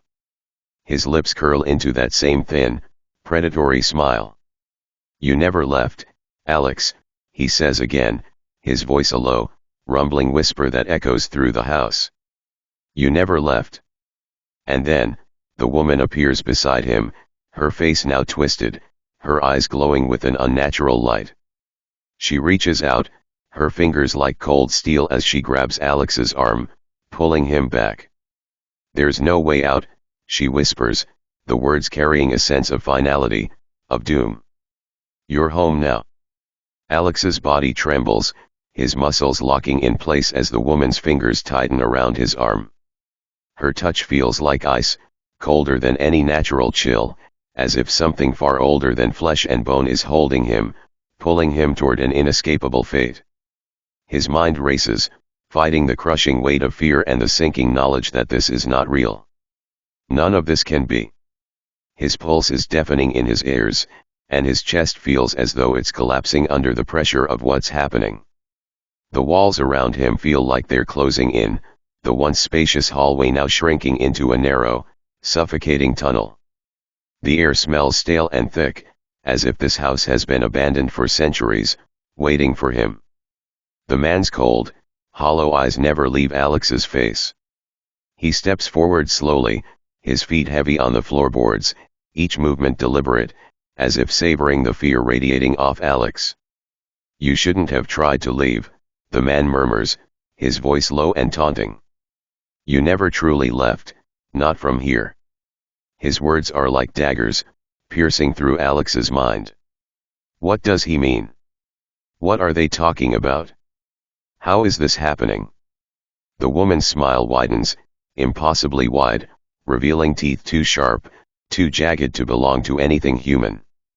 She leans closer, her breath icy against his neck, and whispers, "We've been waiting for you, Alex. We've always been waiting." Her words feel like chains binding him in place. He can't breathe. He can't think. The world is spinning around him, and the darkness seems to stretch, swallowing every ounce of light. The floor beneath him feels uneven, as if it's moving, shifting with every second that passes. A faint whisper crawls into his mind, faint at first, but then clearer, louder: "Home, home." Suddenly, Alex's feet lift off the ground, as though invisible hands are dragging him backward. The house, no, the place is changing, shifting with every step he takes, warping his perception of time and space. The walls seem to stretch out of reach, the shadows growing thicker, more tangible, like something waiting to pounce. "No." Alex gasps, pulling away, his hands clawing at the air as he tries to break free, but it's no use. The woman and the man are too strong, their grip on him unyielding, their pull inescapable. "Let me go." Alex shouts, his voice cracking, but his words feel hollow. They don't reach anyone, don't break through the suffocating silence of the house. The whispers grow louder, echoing around him, growing into a cacophony of voices that sound too familiar, too close. His vision blurs, and for a moment, he feels as if he's falling. The ground beneath him isn't solid, and the air grows colder, thinner. He feels as if he's being dragged through an endless void, suspended between two worlds, one where he is still struggling to breathe, still fighting, and the other where he's already lost. "Help me," the voices call, over and over. The desperation is unmistakable, and Alex feels the terror creeping into his heart, his limbs shaking with fear. "Please. I don't want to stay here," he whispers into the air, but no one answers. No one ever does. The shadows around him pulse like a living thing, drawing him deeper into the house, into the dark place that never seems to end. Every corner he turns, every door he opens, only leads to another hallway, another room that is exactly the same, endless, looping, like a nightmare that refuses to fade. And then, he sees it. A mirror. The reflection is his own, but not the way he remembers. His face is hollow, pale, wrong. His eyes are wide, his mouth open in silent scream, as if he's been trapped here for far longer than he can comprehend. And behind him, in the mirror, standing in the shadows, is the figure he's been running from, the thing that's been waiting for him, watching him. It grins. The man and woman are silent now, their eyes gleaming with something almost pleased. They watch him as he stares into the mirror, his reflection warping before his eyes, as if it's alive. The walls around him seem to close in tighter, the air growing even colder, like the room is descending deeper into a pit. He slams his hand against the mirror, his breath fogging the glass. But nothing changes. The reflection only grins wider, its eyes gleaming with an unearthly malice. "You're home, Alex," the woman says softly, her voice carrying a strange finality. "And now, you will never leave." Suddenly, the mirror cracks down the middle, the sound loud and deafening. But the crack isn't just in the glass. The room around him cracks too, the walls splitting open, like the entire world is falling apart. Alex stumbles backward, gasping for breath, his chest heaving as his mind spins. The mirror splinters into jagged pieces, and with it, the last vestiges of his hope shatter. Every reflection, every crack in the glass shows not just his face but the faces of those who've come before him, trapped in this place, staring out at him with hollow, vacant eyes. He's not just seeing his reflection. He's seeing them. The ones who came before him. The ones who never left. The road stretches on in an eerie silence, the hum of the engine the only sound in the car. Alex's attempts at small talk grow increasingly futile as the couple remains unnervingly quiet. The only movement comes from the woman's fingers, nervously drumming against the steering wheel, but even that seems too deliberate, too calculated. Every glance they exchange feels loaded with something Alex can't quite place. In an effort to break the silence, Alex pulls out his phone and tries to text his parents, telling them that he's on his way home and should be there in a couple of hours. But when he glances at the screen, confusion floods over him. There's no signal, no bars, just the word "no service" in bold letters. He tries again, only for the message to fail to send. He frowns, thinking it might just be an area with poor reception. But then, his phone buzzes, and a new message pops up on the screen. The words are unfamiliar, jarring, "Please help." Alex's heart skips a beat. He didn't write that. His fingers tremble as he opens the message, and another follows, "Let me out." The text is written in a way that makes it seem like it came from someone else, someone trapped, desperate. Alex stares at the screen in horror, feeling the oppressive weight of the air around him. He's not sure if his mind is playing tricks on him or if something far worse is at play. But he doesn't remember writing any of these messages. Did the couple send them? He tries to dismiss the thought, telling himself it's probably just a glitch, but the unease gnawing at him intensifies. He pockets the phone, but as the minutes drag on, his anxiety rises. Every mile marker seems the same. The trees blur together in a monotony of shadows, and the road ahead stretches out into an endless, repeating ribbon of asphalt. He looks at the couple, his voice shaking as he says, "Can we stop somewhere? I need a break." The man doesn't even acknowledge him. His eyes stay fixed on the road, unblinking, almost unnaturally so. The woman doesn't respond either, her hands gripping the wheel with mechanical precision. They don't even seem to hear him. Alex tries again, his voice a little louder this time. Seriously, can we stop? I just need to stretch my legs. But the couple remains as silent as ever, their expressions locked in that same, unsettling blankness. It's as though they haven't even heard him, as though the very notion of stopping doesn't even register. The panic rises in Alex's chest. Something is wrong. Why are they ignoring him? Why won't they stop? Every time he looks at the window, he expects to see some sign of civilization, but all he sees is the same stretch of forest, the same familiar curves in the road. His stomach churns. What if they're not driving anywhere at all? What if they've been looping on this same stretch for hours? His mind races. Is he trapped? The phone message, the strange, distorted words, could it be some kind of warning? He thinks back to the highway sign he passed a few miles ago. He could have sworn it said next exit, 3 miles. But those 3 miles had passed an hour ago. It's not possible to be stuck in a loop like this, right? But the longer the car speeds on, the more the world outside feels like a nightmare, timeless, unending, and wrong. Alex's mind races, his thoughts jumbled. The car's interior feels like a cage, and the unnerving silence weighs heavier by the second. He looks again at the trees, which have grown indistinguishable, a blur of dark shapes. They passed that same patch of forest 5 minutes ago, no, maybe longer. He couldn't remember. He grips the edge of the seat, trying to steady his nerves. He glances at the couple again. The man's face is expressionless, a mask that refuses to betray any hint of emotion. The woman's knuckles are pale from clutching the wheel too tightly. There's something wrong about their stillness, like they're part of the landscape, like they've been sitting in this car forever. The air in the car is thick with a strange pressure, and Alex can barely breathe. Sweat beads on his forehead, his throat dry as if all moisture had been sucked from the air. He feels trapped, suffocated by the oppressive weight of the silence. Stop. Just stop. The thought echoes in his mind. His hands shake as he reaches for the door handle again. His fingers hover for a moment over the cold metal, before he pulls back.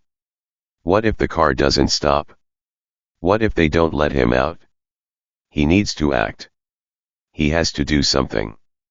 Without thinking, Alex takes a deep breath and turns to the woman, his voice more urgent this time. Please, he says, his voice cracking, can you just pull over? I really need to get out. I don't feel right. The woman's eyes flicker briefly to the rearview mirror, but she doesn't respond. Her lips remain sealed, a small, emotionless curve that gives nothing away. The man doesn't even glance in his direction. Alex's throat tightens as he repeats, his voice breaking, stop the car, please. But it's as if they're both deaf to him. Why won't they stop? His pulse quickens, and his thoughts blur in panic. He tries again, a feeling of helplessness growing inside him. Are we going the right way? I've seen this road before. We've passed this spot already. The woman doesn't acknowledge him. The man's grip on the steering wheel tightens, his fingers turning pale. It's like they're ignoring me. Alex feels a rising sense of dread, like the car is no longer just a vehicle, but a trap, and they're the ones who put him in it. He turns to look outside the window, hoping to see a sign of something, anything that might break the eerie repetition of the road. He watches as the trees blur past, familiar shapes turning into a never-ending tunnel. The horizon is just as far away as it's always been.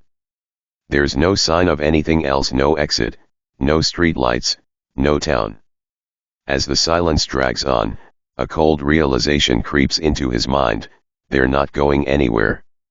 He quickly checks his phone again, desperate to send a message, anything. He has to get help.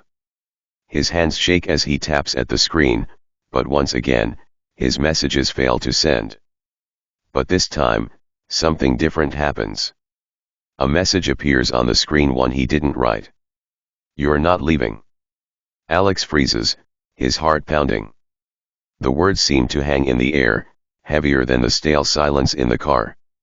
He blinks, staring at the screen in disbelief, his breath caught in his chest. He didn't send that. It wasn't him. He looks up, his gaze darting nervously between the couple. They're still silent, still as stone. He can't tell if they're aware of him anymore or if they're simply part of the eerie stillness of the world around them. His stomach churns, a deep, gnawing sensation in the pit of his stomach. His mind races, but his body feels frozen. Are they in on it? Is this some kind of game? Or is something far worse happening? He begins to feel dizzy. His vision blurs, his hands sweat. The air in the car is suffocating. Desperation settles deep into his bones. How much longer? How much longer can he stay in this car? He begins to panic, his breath coming in shallow gasps. The anxiety is suffocating. He feels trapped in a nightmare, one where no matter how much he struggles, he's still stuck in the same endless loop. He reaches for the door handle again. This time, his fingers don't hesitate. But as his hand wraps around the cold metal, he feels something. A presence. Something is watching him. He looks up, meeting the woman's eyes in the rearview mirror. Her expression has changed. There's a faint, twisted smile tugging at the corners of her lips, barely noticeable, but unmistakable. The kind of smile that makes your skin crawl. No. No, no, no. Alex's mind flashes to the text on his phone, "You're not leaving." His heart skips a beat as the realization hits him hard. They're not letting me out. Alex's hand trembles on the door handle, and for a moment, he wonders if he's imagining things. The woman's smile in the mirror, was it real? Or had his anxiety just twisted his perception of her face? He blinks rapidly, trying to shake off the suffocating fog of panic clouding his thoughts.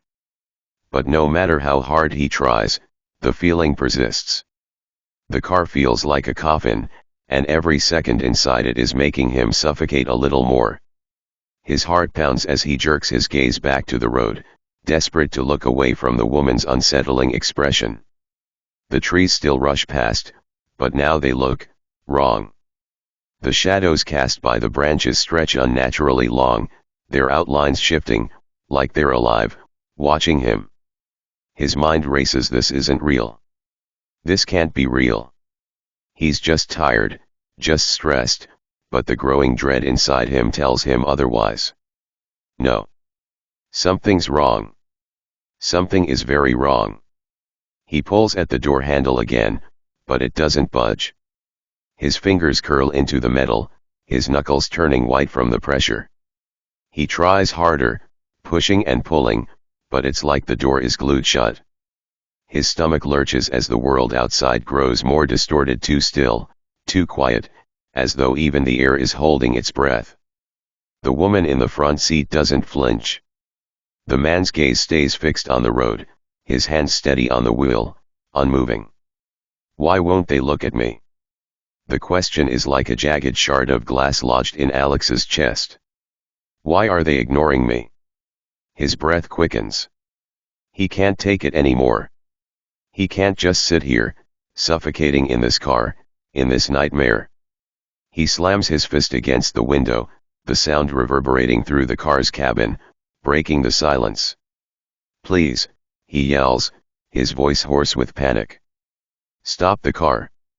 Let me out." The words echo in the stillness, swallowed by the hum of the engine. The woman's smile hasn't faded. The man doesn't react, his face expressionless. It's like they don't even hear him. His throat tightens as he slumps back in the seat, staring out the window at the endless blur of trees. How long has it been? The landscape outside the window looks so familiar, but it's like time has stopped. The same stretch of road, the same trees, the same horizon. Every mile marker looks identical, as though they're trapped in some twisted version of the real world. Alex's mind spins. Are they doing this on purpose? He feels like he's going crazy. He checks his phone again, hoping no, praying that maybe something will be different.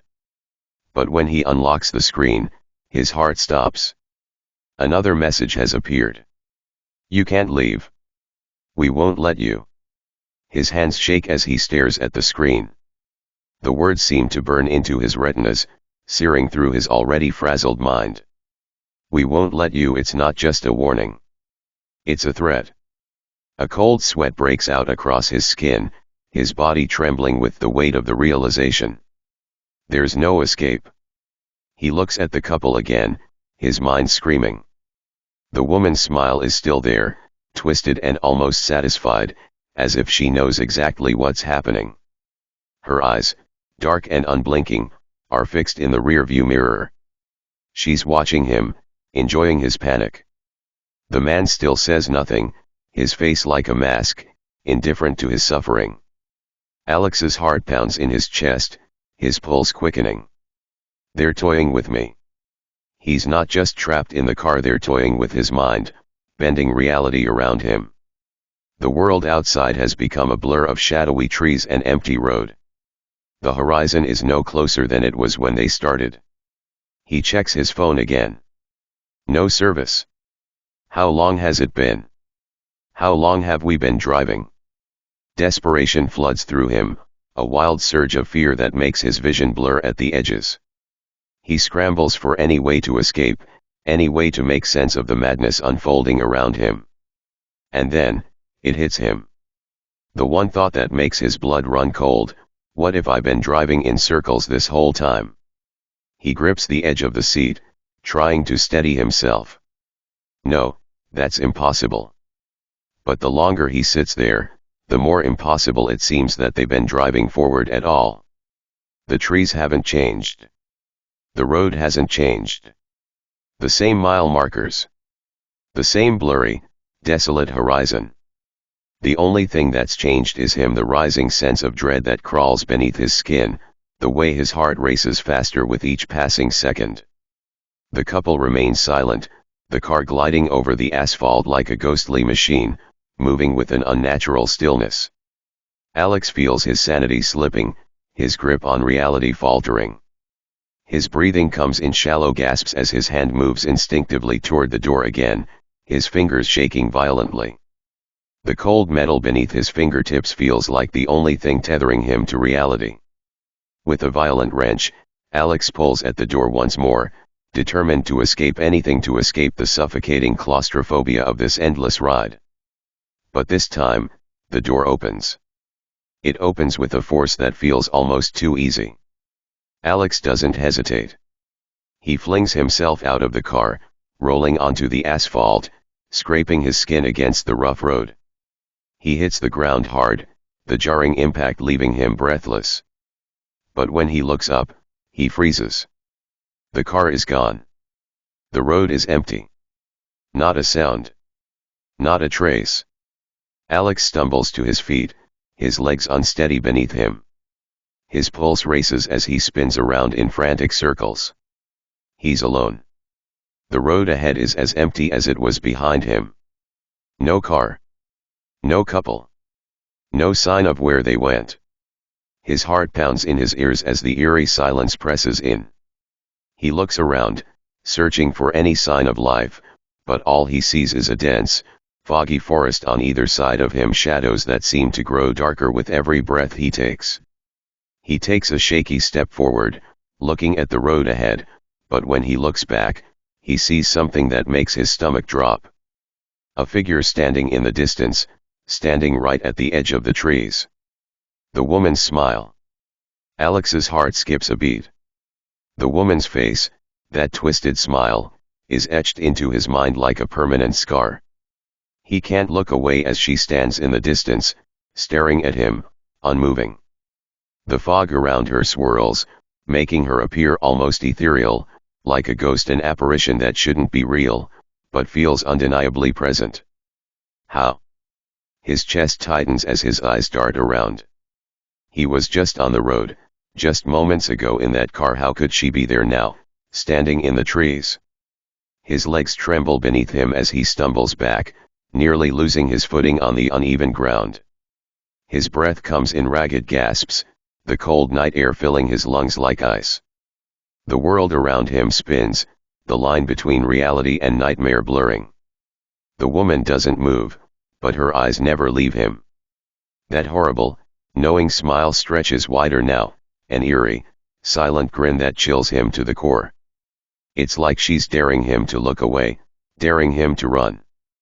But Alex can't move. He's rooted to the spot by terror, unable to comprehend what he's seeing. Is this real? Am I still dreaming? His mind fractures as his senses scream that he's trapped in some terrible illusion, a cruel game played by people or something beyond his understanding. He takes a step backward, but then stops. No. I can't go back. I can't go back there. The car, the endless loop of trees, everything that just happened feels like a nightmare he can't escape. His thoughts race. What did she want? What were they doing to him?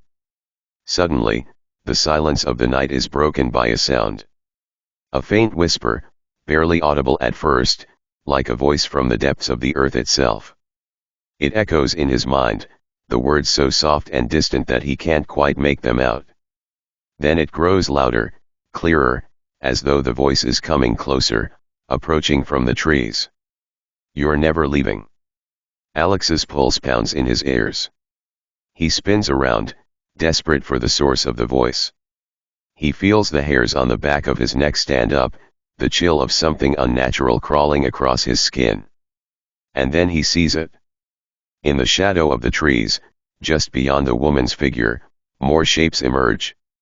They're faint at first, like shadows from the corner of his eye, but then they step forward, two more figures, stepping out from behind the trees. The man from the car. His expression is the same as before, blank, emotionless, detached. But there's something about him now, something that makes Alex's blood run cold. His face seems hollow, like he's not quite human, his eyes too wide, too still. The other figure, an older man, gaunt and pale, with hollowed cheeks and sunken eyes, joins them, moving with an unsettling grace. He doesn't speak, just watches Alex with a cold, unblinking gaze.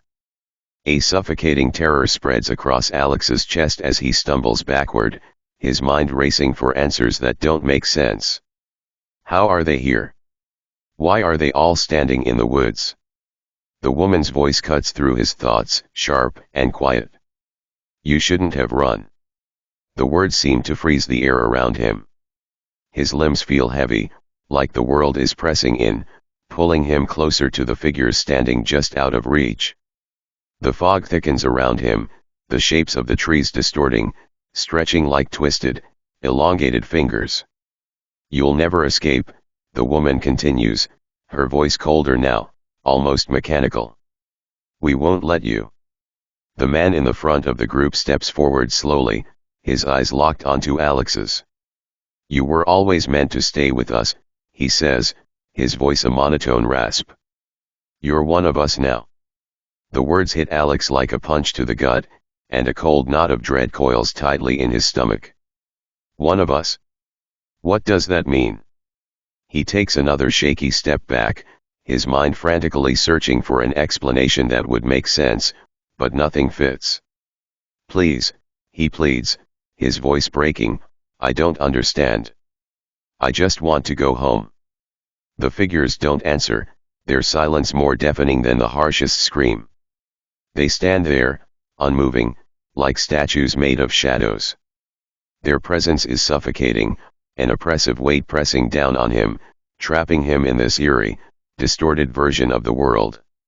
His heart races, and his hands shake uncontrollably as he tries to back away, desperate to put as much distance between himself and these strange, otherworldly figures. But no matter how far he moves, they remain exactly where they are, their eyes never leaving him. Suddenly, the older man steps forward, his face devoid of emotion, as if he's been waiting for this moment all along. "You've already crossed the line, Alex," he says softly, his voice low and rasping. "You're in our world now. And there's no leaving." Alex's breath catches in his throat, and his chest constricts with a sudden, overwhelming wave of panic. No, no, no, this can't be happening. His pulse pounds in his ears as the fog thickens around him, blurring the world even more. The trees loom taller now, closing in on him like an impenetrable wall. His vision wavers, his body trembling with fear. But the figures don't move. They stand still, watching him, waiting for him to understand. And then, he realizes he's not just trapped in this place. He's not just stuck on this road. He's been marked.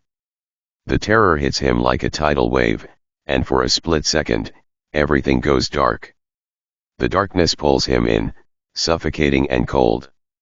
Alex stumbles, his legs buckling beneath him as the world tilts wildly. For a moment, he loses all sense of himself, all sense of time and place.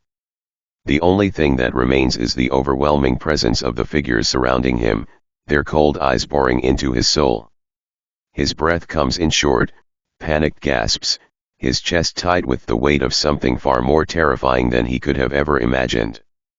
The fog thickens around him like an unbreakable veil, blotting out everything his senses blur, and the air itself feels heavy with dread. And then, the whispering starts again. "You can't leave. You never will." It's coming from all directions now, swirling in the fog, filling his mind with an endless stream of cold, unrelenting words. They pierce him, shredding what little sanity he had left. "You were always ours." The woman's voice again, but it's not just her now. The man, the older man, all of them, each voice speaking in unison, their words dripping with a twisted satisfaction that makes his skin crawl. Alex wants to scream, wants to run, but his legs feel like they're stuck in concrete. His feet are heavy, as though the ground beneath him is pulling him in, holding him in place like an anchor. He turns, frantically searching for any escape, any shred of hope. But the figures remain. They don't move. They don't need to. They're everywhere, surrounding him in a circle. "Please, no. No." His voice cracks with terror. "I don't understand. I don't belong here. I just need to leave." The man steps forward, his face expressionless, eyes hollow. There's no warmth in his voice, no empathy, just cold, unfeeling certainty. "You never belonged in the world you came from, Alex. You belong with us now. This is your fate." With every word, the fog closes in tighter, the shadows twisting and darkening. His fate. Alex tries to fight it. His hands move to his sides, grasping for something, anything that will help him break free from the suffocating grip of the nightmare. His heart beats so hard against his chest, he thinks it might burst. Suddenly, the air shifts, a sudden, sharp pull in his chest like he's being yanked from one place to another. A deep, hollow sensation settles in his bones, and the world begins to warp and bend. The figures blur, their forms stretching, distorting like the images on a faulty television screen. The forest around him shifts too, the trees twisting, their limbs growing unnaturally long, reaching for him, pulling him in. He's no longer on a road. He's in a different place altogether, a place where time doesn't exist, where the rules of reality are bent and broken. This isn't real. This can't be real. But it is. And the reality of it all crashes over him, dragging him deeper into the nightmare. "You belong here now." The voice echoes again, filling the empty, endless void. Alex's head spins. He can't breathe. His legs give way, and he falls to his knees, his hands clutching the damp, cold earth beneath him. His skin is clammy with sweat, his breath shallow and quick, as he fights to stay conscious. Through the mist, through the shifting shadows, he sees something, a shape moving in the distance. It's not one of them. It's different, a silhouette that seems to flicker in and out of existence. He blinks, his eyes stinging from the fog, but it's still there. A figure, barely visible, but its movements are fast, erratic. It darts from tree to tree, like it's caught between worlds, always just out of reach. And then, it stops. Right in front of him. Alex's heart stops beating for a fraction of a second, his breath caught in his throat. The figure steps forward. No, it glides forward, and the closer it gets, the more Alex can see it clearly. It's him. It's his own face, but twisted and wrong, like a reflection in a broken mirror. The eyes are wide, filled with a terror that's so deep, so primal, it makes Alex's stomach churn. The figure smiles, a grin far too wide to be human, its teeth sharp and jagged, like something not entirely of this world. "No, no," Alex whispers, his voice trembling. I don't understand." The figure, his reflection, lifts a hand, pointing directly at him. It says only one thing. "You're one of us now, Alex. Forever."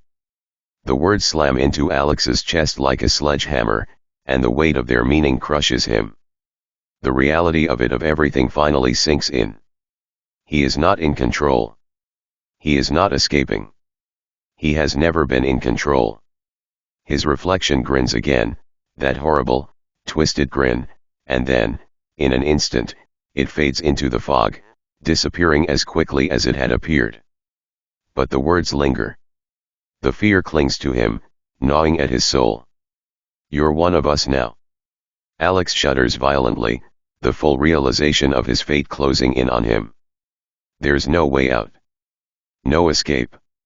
He's part of something far darker than he could have ever imagined. And as the fog thickens around him, he knows that he's never going to leave this place. He's never going to wake up. The road, the car, the couple, everything was just the beginning. Alex's mind races as the figure disappears, leaving only the lingering echo of its haunting words in the thickening fog. His chest heaves with panic, and his breath is ragged, each inhale a desperate attempt to bring calm that never comes. "One of us now." The words repeat over and over, like a broken record, reverberating in his skull, growing louder, more suffocating with every passing second. He stumbles backward, trying to force himself to move, to escape, but the ground beneath him feels like quicksand. "No matter which direction I run." His legs won't obey him, his body betraying him in this strange, distorted world. The figures stand still, but their eyes, those cold, lifeless eyes, never leave him. They follow his every move, like predators waiting for the moment to strike. The man with the hollow eyes tilts his head, his lips curling into a thin, almost imperceptible smile. "No one leaves," he whispers. The voice sounds so far away, but Alex feels it as if it's being whispered directly in his ear, chilling the very marrow in his bones. Suddenly, Alex's mind flashes back to the moment he first entered the car with the couple. What did they want? Why didn't they stop when I asked? Why was the road never ending? The pieces of the puzzle begin to fall into place, but they don't form any coherent image. Instead, they meld into something darker, a twisted narrative that Alex can't quite grasp but feels deeply in his gut. His heart pounds as the realization hits him hard, almost knocking the breath from his lungs. This isn't just about the road. This is about him. They were always watching, always waiting for him to slip up, to make the wrong choice. And now that he's here, lost in this fog, there's no escape. No way out. He looks around, his panic mounting. The road, the trees, the figures, they're all closing in on him. Everything's so wrong, so twisted, like the world has folded in on itself, and he's trapped in a place where nothing makes sense. But the terror of it is clear. This is no accident. This is no dream. One of the figures, the older man, moves slowly, his shadow stretching impossibly long against the mist. As he approaches, Alex notices something chilling. The man is holding something. A key. The older man steps forward, the key dangling from his outstretched hand, a knowing look on his face. "You don't need to be afraid," he says, his voice cold, monotone, like a distant memory. "This is where you belong. It's your place now. You are part of us." Alex's breath catches in his throat. The key. The moment he sees it, he knows what it represents. It's the key to the prison he's now in. He stumbles backward, trying to retreat from the man, from the key, but the fog thickens, swirling around his legs like an encroaching tide. His body jerks as though being tugged in a different direction, the pull too strong to resist. "Don't fight it," the woman's voice rings out through the mist, calm, eerily gentle. "It's what we've all been waiting for." Alex's mind shatters. They're not just here to trap me. They've been waiting for this moment. Waiting for me. The figures begin to close in on him, their movements slow and deliberate, each step methodical. The world begins to distort, the ground beneath him warping, stretching. The air is so dense now, so thick with the weight of the unknown, that Alex can barely breathe. The older man raises his hand, the key dangling like an anchor in the heavy air. "It's time, Alex." Everything shifts, the world around him warping like a funhouse mirror. The car, the trees, the couple, all of it fades into a blur, swallowed by the fog. And in the distance, a doorway materializes dimly lit, shrouded in shadow. Alex's heart slams in his chest. A door. A door in the middle of nowhere. His eyes lock onto it, drawn to it, even though every instinct in his body screams to turn away.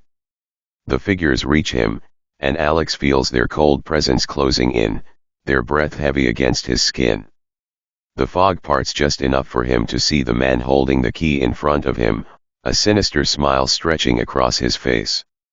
"This is your door, Alex," the man whispers, his voice a graveyard's murmur. "You belong to us now. Forever." Alex steps back, his legs shaking uncontrollably. He can feel the weight of their eyes on him, the pressure of their gaze pushing him toward the doorway. No escape. No way out. In a last-ditch effort, Alex turns and runs, forcing his legs to carry him, pushing past the cold fog, but the air thickens with each step, pulling him in as if he's running in place. His heart pounds harder, his breath shallow, but no matter how fast he runs, he can't escape. The door is there, waiting. The figures follow. The whispers surround him, seeping into his mind. And just before he reaches the door, he sees it, his reflection in the glass. It's not just a reflection anymore. It's his face, but warped, smiling. The smile stretches unnaturally wide, impossibly wide, until it overtakes his entire face, growing until it becomes a grotesque mockery of himself. "You'll never escape, Alex." The voice comes from everywhere at once. "You're ours now. Forever." Alex freezes. His heart stops. His entire world fractures, and with a final, deafening crack, he steps into the door. And just like that, the world goes black. The darkness is overwhelming. It's not just an absence of light, it's a suffocating force, a presence that wraps around Alex, pulling him deeper and deeper. The moment he steps through the door, the world as he knew it vanishes, and the reality of the other side engulfs him completely. His body doesn't feel like his own. It's numb, as though he's no longer tethered to the physical world. The darkness is absolute, but in the silence, a low, pulsing hum reverberates through the space around him. It's familiar, yet foreign, like a heartbeat that isn't his own. Alex's eyes adjust, though the lack of light should make it impossible. He can't see, but he can feel. The air is thick with a tension he cannot explain, a presence that shifts with his every move. The walls of the room, if it can even be called a room, seem to close in, bending and pulsating as if the very structure of reality is stretching and warping. The floor beneath him feels soft, like wet soil, but colder. Familiar, and yet so alien. he realizes he's no longer standing on solid ground. He's trapped, suspended somewhere between worlds. A low, guttural voice speaks from the shadows, almost as if it's coming from within his own mind. It's the same voice, the woman's voice that has followed him all along. "We've waited for you, Alex. All of us have." The sound comes from everywhere beneath him, around him, above him. There's no escape from it. His body tenses, and he scrambles for control, trying to move, but his limbs are stiff, unresponsive. The figures emerge from the darkness, their forms no longer indistinct or blurry. They are real now. Solid. They are no longer the distorted shapes they were before, they are tangible, inescapable. And Alex recognizes them all: the couple, the man, the older figure, each one now standing before him with their cold, dead eyes, their faces stretched into grotesque smiles. The older man steps forward, the key still hanging from his hand, swinging like a pendulum. "This is where we all end up." Alex gasps for air, his chest tightening as the suffocating weight of their presence presses down on him. His legs give out, and he falls to his knees. He tries to scream, but the sound dies in his throat before it can escape. The words of his reflection, the twisted version of him, resonate in his mind. Forever. Forever. The fog has returned, swirling around them in a ghostly dance, closing in tighter, and Alex feels it, the tug of the fog, the pull into oblivion.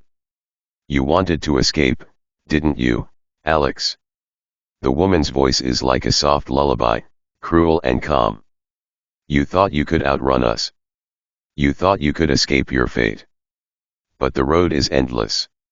She steps closer, the others following in a slow, deliberate march. As they approach, Alex's reflection, his own twisted face, appears once again in the shadows behind them, its grin widening, its hollow eyes gleaming. "You are one of us now," the reflection echoes, its voice mocking, twisted.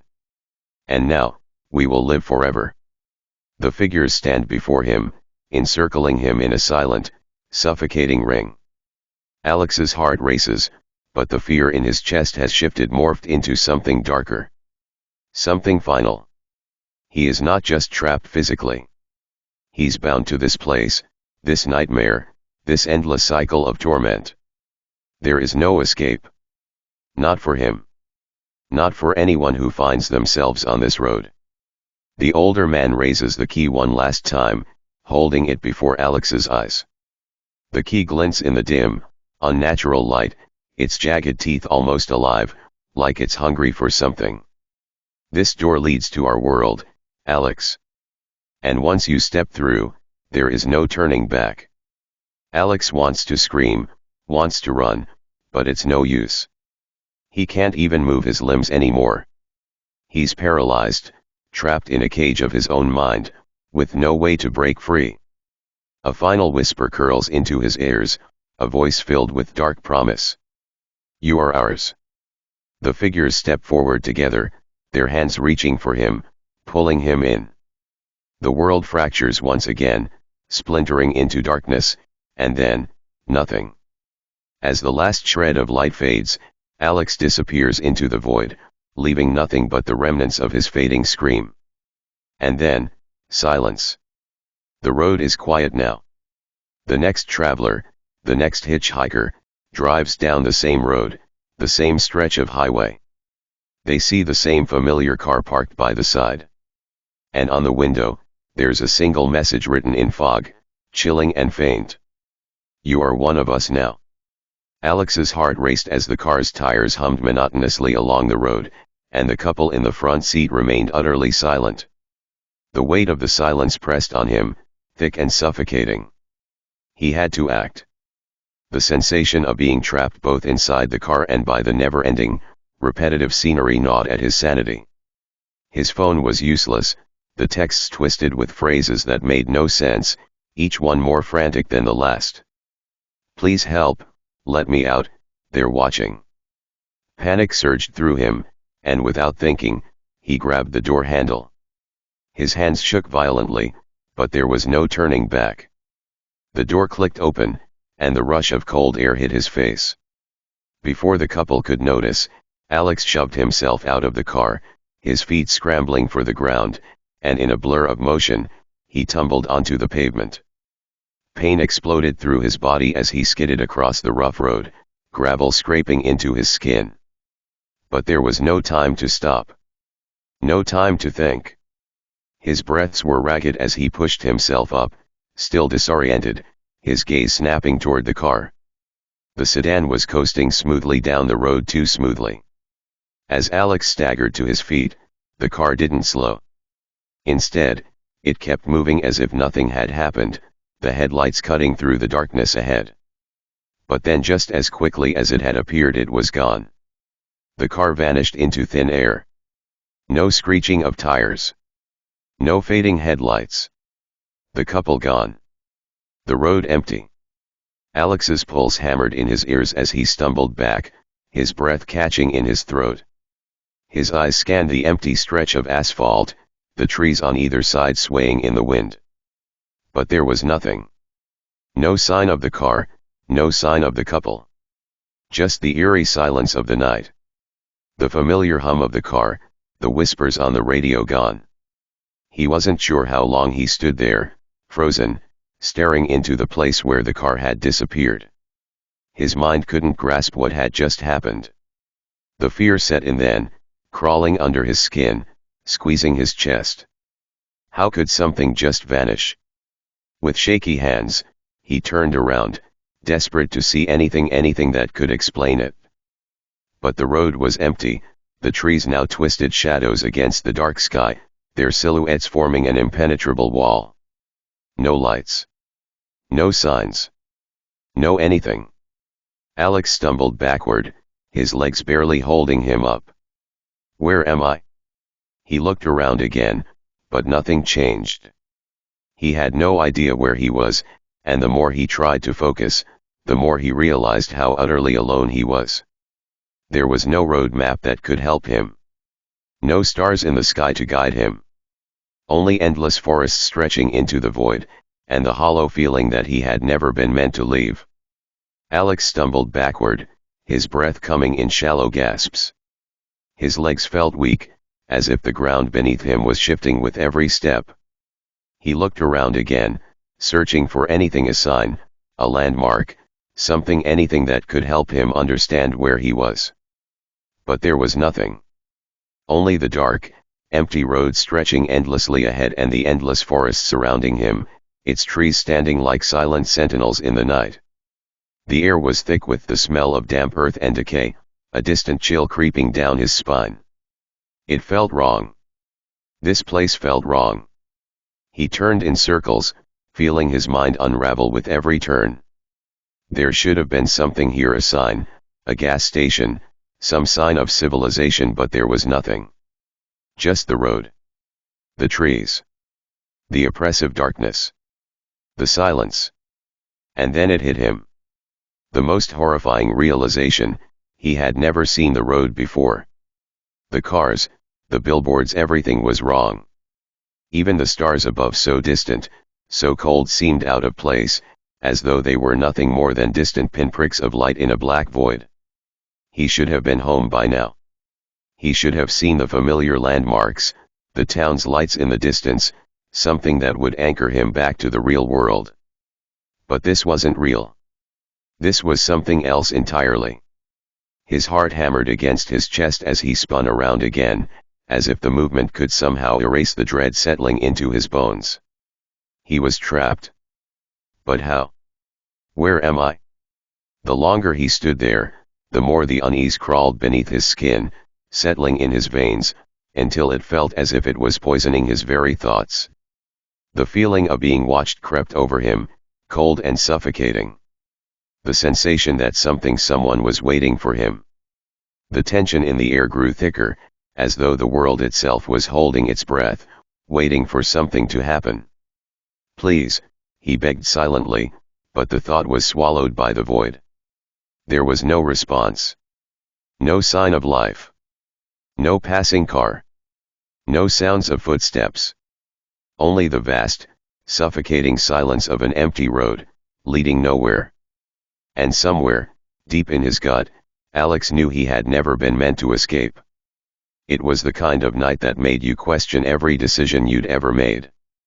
The storm had come out of nowhere, swelling from a light drizzle into a relentless torrent that hammered against Jack's windshield. The wipers could barely keep up, and each swipe left a trail of water that only seemed to blur the road even more. The headlights cut through the darkness like a knife through fog, offering only brief glimpses of the highway, swallowed quickly by the dark. His old car sputtered beneath him, groaning with every mile. The engine was a tired beast, worn thin by years of use, and Jack wasn't sure how much longer it would keep going. He had been on this lonely stretch of highway for hours now, his fingers stiff on the wheel, his eyes constantly flicking to the rearview mirror, half expecting someone or something to be following. But the road was empty. No other cars. No signs of life. Just the endless, desolate stretch of asphalt cutting through the night. Then, on a bend in the road, Jack saw it, a figure standing by the shoulder, barely visible in the haze of rain and fog. He could barely make out the silhouette at first, but the closer he got, the clearer it became. It was a man. He was standing alone in the storm, soaked to the bone, his posture stiff and rigid. The flash of a distant streetlight made his figure shimmer like a ghost. Jack hesitated. He should just keep driving. No one stopped for hitchhikers at this time of night, especially not in this weather. The logical part of him told him to keep going, to ignore the stranger and get to the nearest gas station where he could rest. But something about the man's presence made him feel uneasy.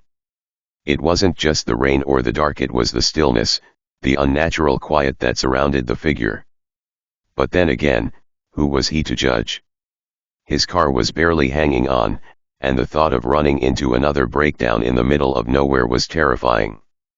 Jack took a deep breath, his hands trembling slightly as he turned the wheel, pulling over onto the shoulder with a hiss of the tires against the wet pavement.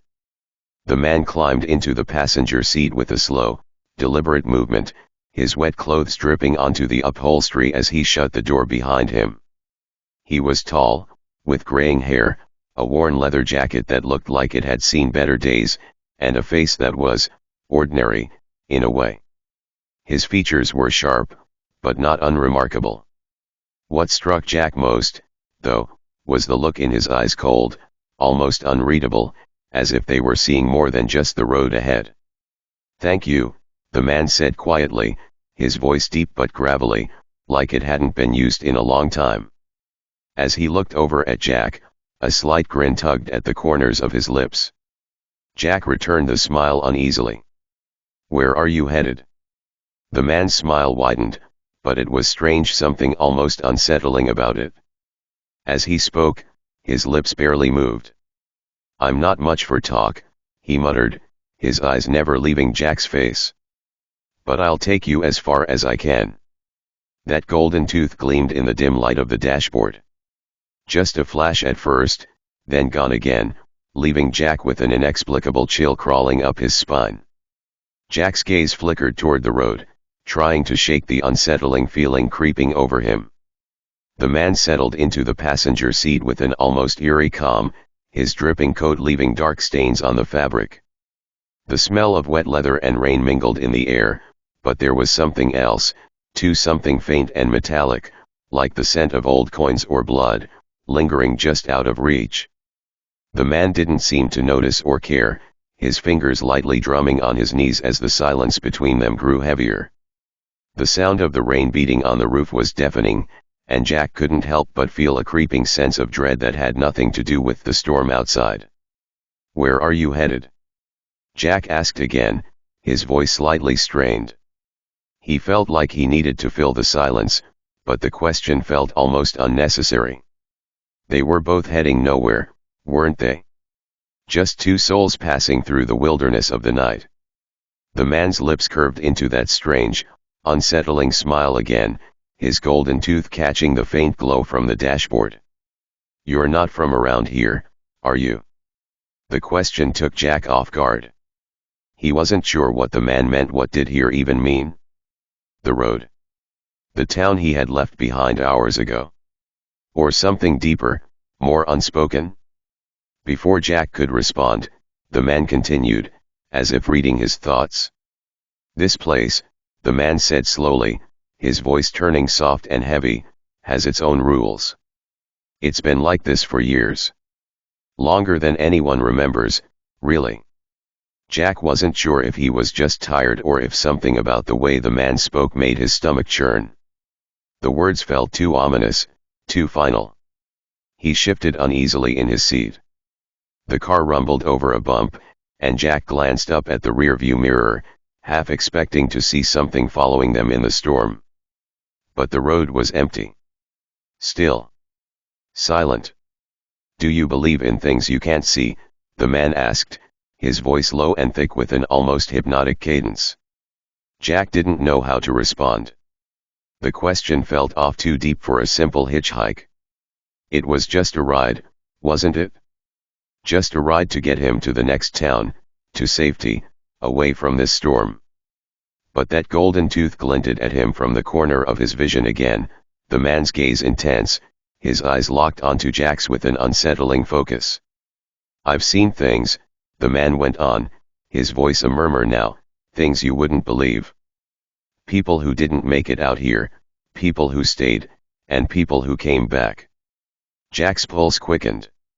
He swallowed hard, his hands tightening on the wheel, his mind spinning with uncertainty. Was this some kind of sick joke? He forced a weak chuckle, trying to dismiss the tension in the air. "I guess we all see weird stuff in the dark," Jack muttered, trying to laugh it off, though it sounded hollow even to his own ears. The man didn't laugh. Instead, he just nodded slowly, his smile never faltering. "You don't know the half of it." The silence returned, thick and suffocating.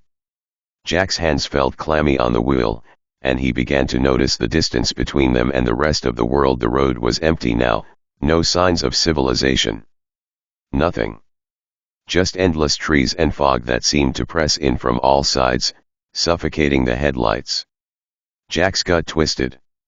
He couldn't quite place it, but something about this man, this ride, felt wrong.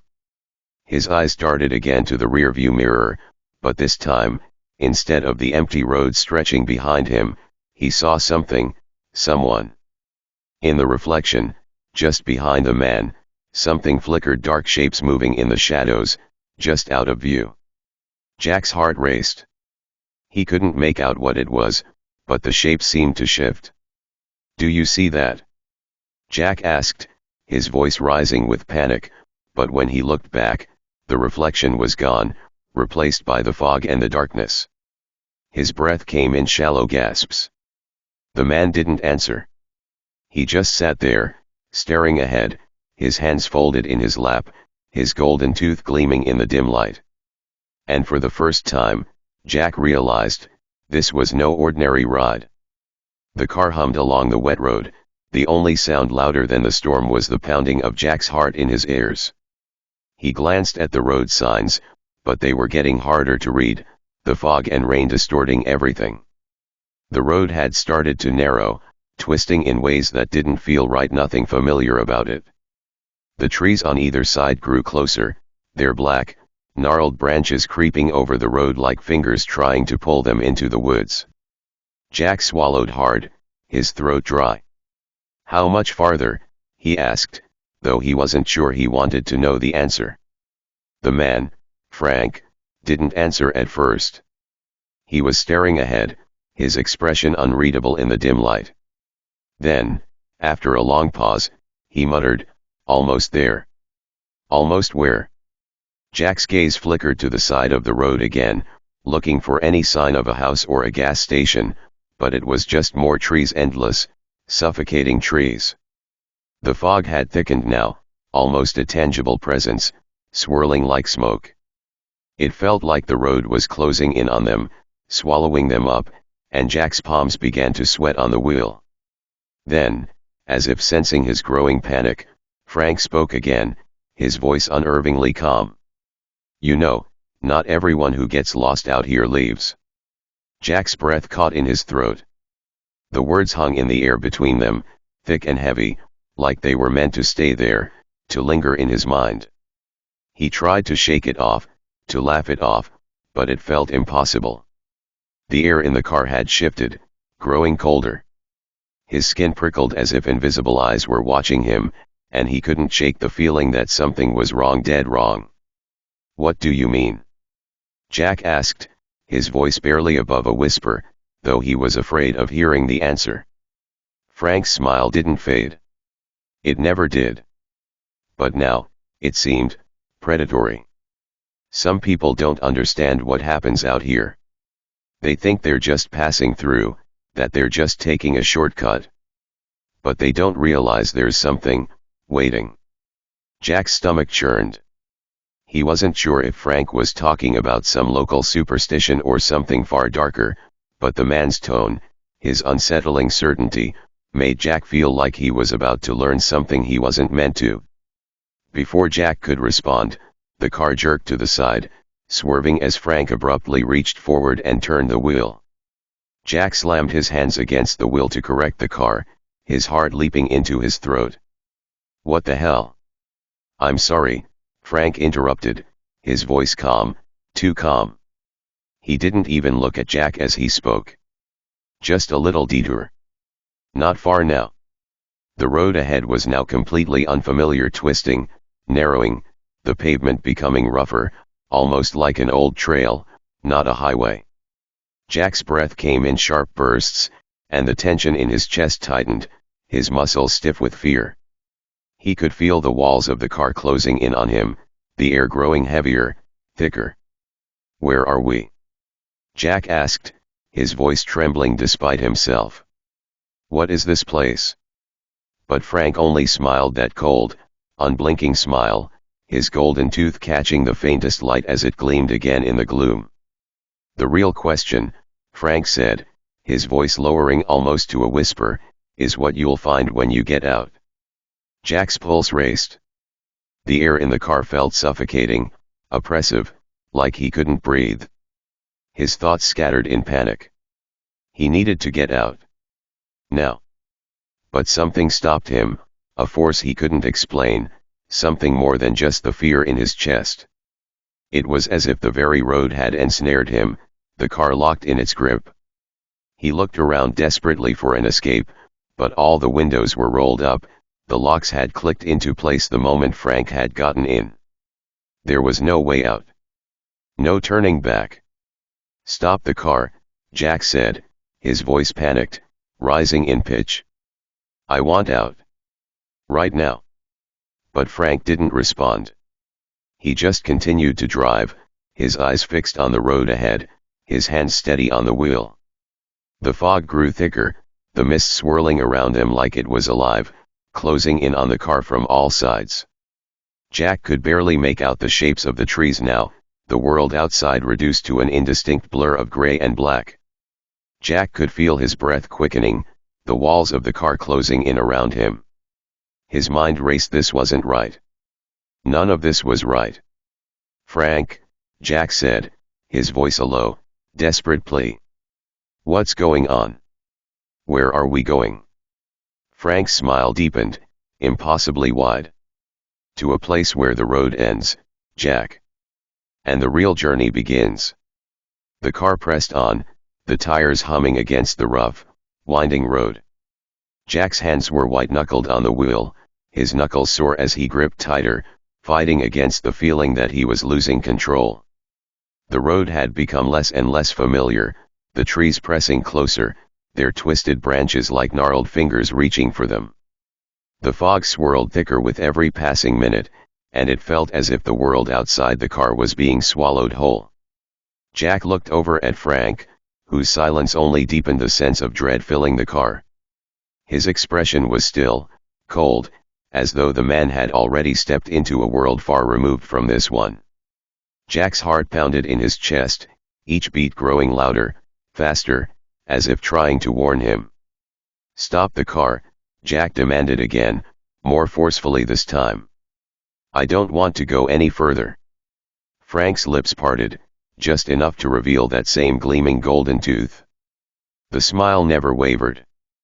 "You've come too far now," Frank said softly, almost as if he were consoling Jack. "It's too late." The words hit Jack like a punch to the gut. His stomach lurched, nausea rising as the realization crept in he wasn't going to be able to get out. The road, the fog, the trees, they weren't just obstacles. They were part of the trap, drawing him deeper into something he couldn't see, something far darker than any storm or breakdown. Suddenly, Jack's vision blurred, whether from the fog or something else, he couldn't tell. It was like the world was folding in on itself, closing around him. The trees weren't just trees anymore. They were watching.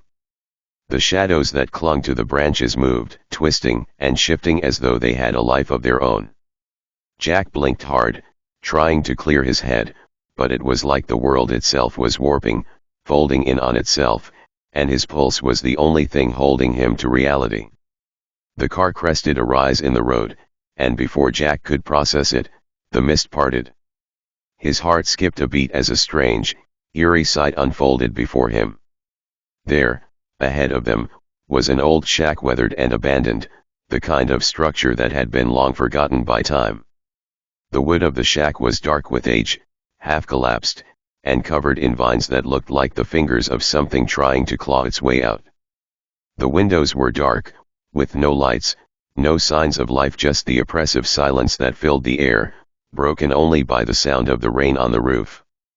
Frank didn't slow the car as they approached, his hands still steady on the wheel. The shack loomed larger and larger in the headlights, its decaying silhouette swallowing the road ahead. Jack's heart pounded harder, his throat tight with panic. He had to get out.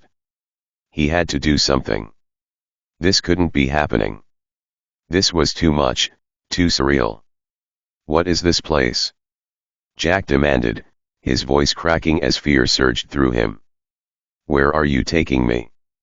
Frank didn't answer. Instead, the car came to a slow, unnatural stop in front of the shack, the engine sputtering to silence with a finality that made Jack's skin crawl. For a long moment, there was only the sound of the rain and the rustling of the trees, as if the entire world had frozen in place. Then, Frank unbuckled his seat belt. He turned toward Jack, his eyes locked on his with a chilling intensity. His smile remained, as cold and white as ever, but there was something darker behind it now, something hungry. "I told you, Jack," Frank murmured, his voice low, almost hypnotic. "I have a collection." Before Jack could respond, Frank reached over and pulled the lever on the door, opening it with a creak that echoed through the silence of the valley. "Stay here," Frank said, his voice soft. "I'll show you something special." Jack's mind screamed for him to run, to open the door and flee into the woods, but his body was frozen. His eyes locked onto Frank's as the man stepped out of the car and slowly made his way to the trunk, the rain now pouring in sheets, soaking the ground beneath his feet. Jack's heart hammered in his chest. His fingers trembled on the door handle, but fear kept him in place, like some unseen force was holding him in place. Frank opened the trunk with a slow, deliberate motion, the hinges creaking as the lid lifted. Jack couldn't see what was inside, but the sudden, unshakable feeling of dread that filled the car made him want to scream, to run, to tear the door open and escape. But as he watched Frank reach into the trunk, Jack's blood ran cold. From the depths of the darkness inside the trunk, Frank pulled out someone. The figure was bound, their body limp, their clothes torn, their face pale, eyes closed in a dead, lifeless expression. The man's fingers twitched, the muscles in his arms strained as he dragged the body out and placed it gently on the ground, like he was handling something delicate. Jack couldn't breathe. His vision blurred again, but this time it wasn't from the fog. He was shaking uncontrollably, his body frozen in place as his mind tried to make sense of what he was seeing. "This is my collection, Jack," Frank whispered, his voice strangely affectionate. "You're the next piece." The man's presence was unnerving, in a way that Jack couldn't quite pinpoint. At first, Frank seemed like any other lonely traveler. His worn leather jacket and graying hair looked well suited for someone who'd spent many hours on the road. But as the minutes ticked by, Jack began to sense something was off. Frank's gaze never fully left the road, yet his eyes weren't entirely focused on the winding path ahead. Every so often, they flicked toward Jack, quick glances that didn't quite make sense. They weren't casual, they were too deliberate. Too knowing. Jack, who had always been a talker in situations like these, tried to fill the silence with small talk. He asked about Frank's journey, about where he was headed. Frank's responses were curt, then strangely poetic, as though the question itself didn't matter. Every word he spoke seemed calculated, not just in content, but in its delivery. "There's a place out here," Frank said, his voice taking on a low, reverent tone as the car hummed steadily along the road. "A place where the veil is thin. You don't find it on any map, but those who know where to look well, they meet people. People from the other side." Jack let out a nervous chuckle. "Like ghosts or something?" Frank's lips curled into a slow, almost imperceptible smile. "Not just ghosts, my friend. They're alive, in a way. And not all of them want to leave." There was something unsettling about the way Frank spoke, like he wasn't telling a story but reliving it. Jack laughed again, a little louder this time, trying to brush it off. "Yeah, okay, I get it, crazy legends." But Frank's smile didn't waver. In fact, it seemed to stretch wider, his golden tooth catching the dim light from the dashboard in a flash of brightness. It wasn't an ordinary smile, it was too wide, too eager, as though he was in on some private joke that Jack wasn't a part of. The hairs on Jack's neck prickled. He shifted uncomfortably in his seat, his eyes darting between the road and Frank. For a brief moment, the silence grew heavy, so heavy, it almost felt like it was pressing against him. Frank didn't seem to notice, his hands casually gripping the steering wheel, but Jack could feel it, the weight of his eyes, the unsettling stillness. Frank's gaze flickered to Jack once more. His eyes were unnaturally calm, studying Jack, almost appraising him. It was as if Frank were not just looking at him but through him, seeing something Jack could not comprehend. And in that moment, Jack was certain, Frank knew something Jack didn't. Before Jack could react, Frank broke the silence, his voice barely above a whisper. "I've met a few of them myself. I've talked to them. Not everyone gets that chance, you know." Jack swallowed hard, his hands gripping the seat tighter. "Yeah? What do they say?" "They have stories. Stories that don't make sense at first, but once you understand them, they change you," Frank said, his voice trailing off, his tone lingering with an eerie sincerity. "Sometimes, you get too close to them. And then, you never leave." Jack's heart pounded in his chest. The cold wind outside, rattling against the windows, was nothing compared to the chill creeping down his spine. This was no longer a friendly ride, it was something much darker. The unsettling weight of Frank's words hung in the air, like a warning Jack couldn't quite grasp. Then, without warning, the road began to twist unnaturally. Jack had been too distracted by Frank's strange conversation to notice the change in scenery. Now, the road was no longer smooth and familiar. It was narrow, winding through dense trees that seemed to close in around them, the headlights barely illuminating the path ahead. Where are we going?" Jack asked, his voice tighter than he intended. Frank didn't respond right away. His hands remained steady on the wheel, his focus unwavering. Then, almost as if he'd been waiting for the question, Frank spoke softly, almost to himself. "It's a bit off the map," he murmured. "But you'll see. You'll see soon enough." Jack's stomach twisted into knots.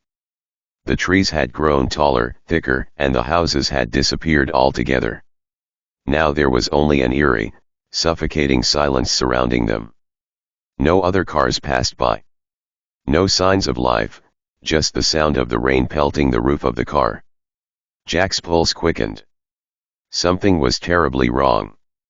He glanced out the window, hoping to see something familiar, but all he saw were the dark silhouettes of trees closing in on them, the road narrowing, twisting in a way that made no sense.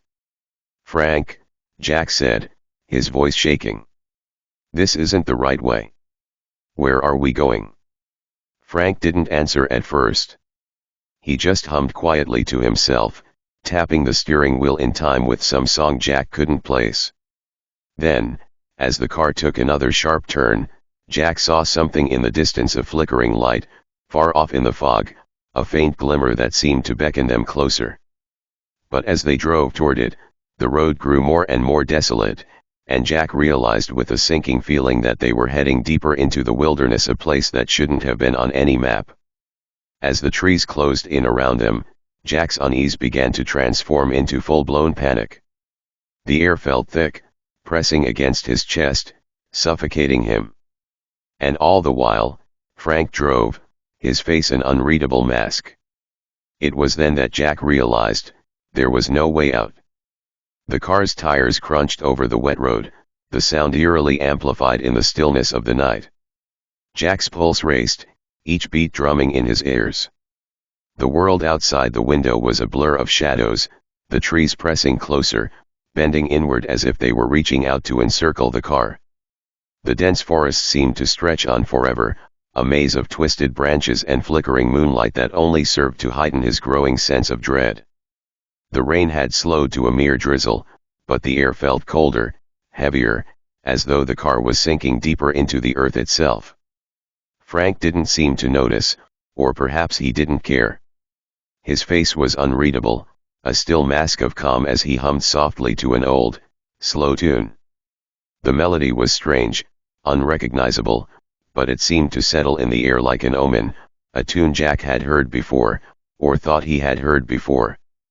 Something about it felt ancient, almost otherworldly, and it gnawed at Jack's mind, sending tendrils of unease creeping down his spine. Jack looked at Frank, his throat dry. "Frank, this road isn't on any map. There's no sign of life out here." Frank's smile flickered in the corner of his mouth, like a distant memory he hadn't quite let go of. "You've got it wrong, kid. You just haven't been to the right places. Sometimes, the road isn't where it seems to be. It's somewhere else." "What does that mean?" Jack's voice was sharp now, the tightness in his chest threatening to choke him. "You can't just drive people out here and not explain." "It's a place for them," Frank interrupted, his eyes glinting with something that made Jack's stomach twist. "A place for those who wander too far. For the ones who don't belong in the world anymore." Jack swallowed, the words rattling around in his mind, making no sense but carrying a weight that anchored them in his thoughts. "The ones who don't belong," Jack repeated, struggling to keep his voice steady. "You're not making any sense." Frank's grin stretched wider, that golden tooth gleaming with unsettling brightness in the dim light. "You'll understand soon enough. If you're lucky, you might even get to meet them." The car suddenly swerved sharply, sending Jack's heart into his throat. Frank's hands remained steady on the wheel, unmoved by the turn, as though he had done this 1,000 times before. Jack's stomach lurched, and he grabbed the seat, pressing his palm to his chest to calm the frantic rhythm of his heart. The headlights swept over the thick fog, but it only seemed to make the darkness deeper, like a wall that swallowed them whole. "Stop the car," Jack blurted out, his voice desperate now. "I need to get out. I don't want to go any further." Frank didn't answer. His gaze remained fixed on the road ahead, unblinking, unwavering. His silence was deafening. Then, after what felt like an eternity, he turned his head slightly, his lips curling in that same unnerving smile. "You're already here," Frank murmured, his voice distant, as if he were talking to himself. "It's too late to turn back now." Jack's blood ran cold. He twisted in his seat, looking out of the window again. What had once been a normal highway was now a twisted, unrecognizable stretch of road. The trees seemed to have grown even taller, their gnarled branches reaching down like the fingers of something ancient and malevolent. The fog had thickened, curling around the car like an embrace, suffocating everything in its grip. As they continued deeper into the forest, Jack felt the panic rising in his chest, choking him. His hands trembled against his knees, the reality of his situation slowly dawning on him. This wasn't just a detour. This wasn't a random turn down some forgotten road. Frank was taking him somewhere. Somewhere he didn't want to be. "Where are we?" Jack gasped, his voice cracking. "Where are you taking me?"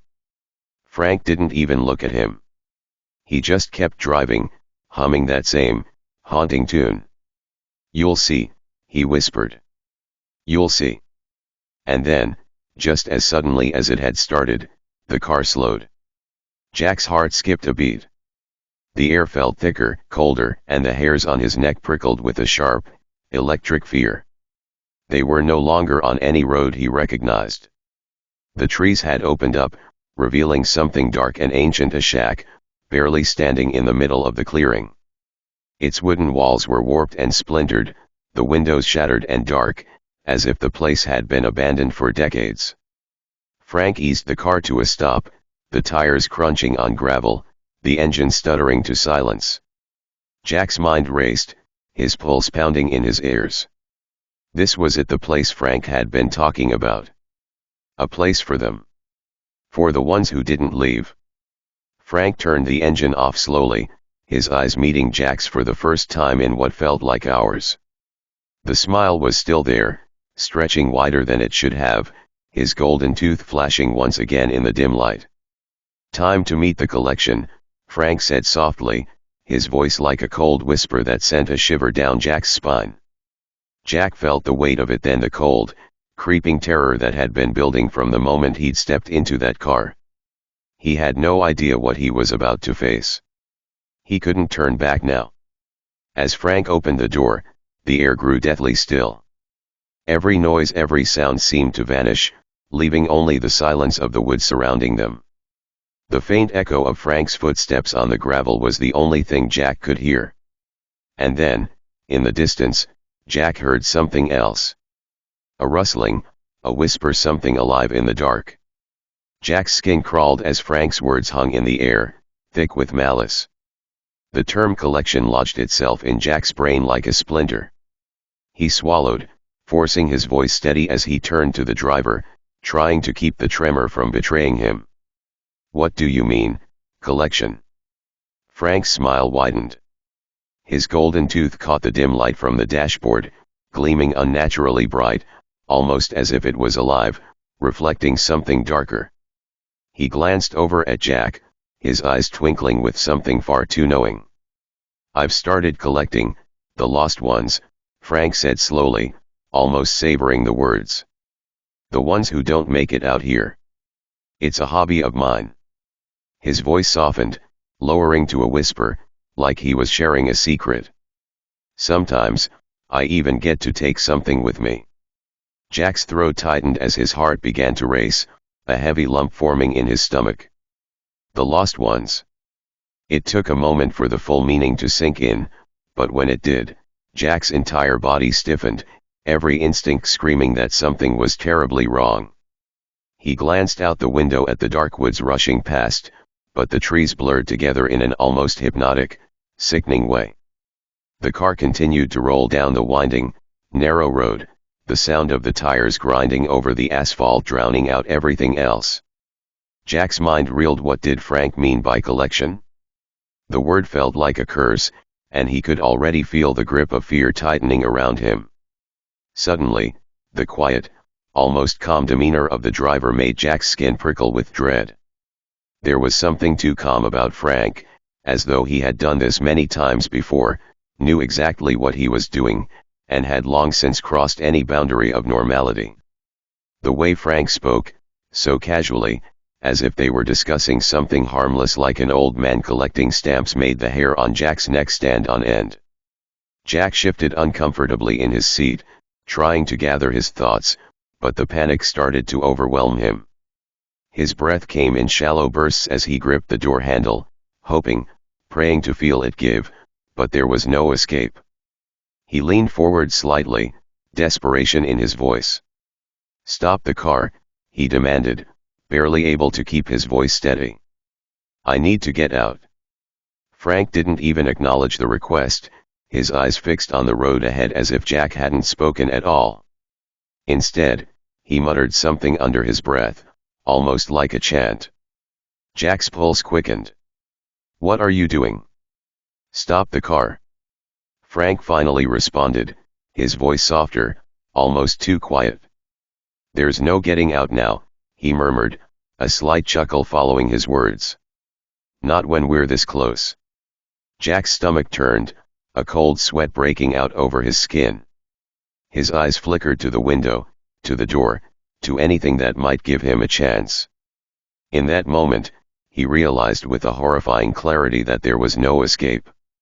His hand shot to the door handle, pulling desperately, but it was as if the door was glued shut.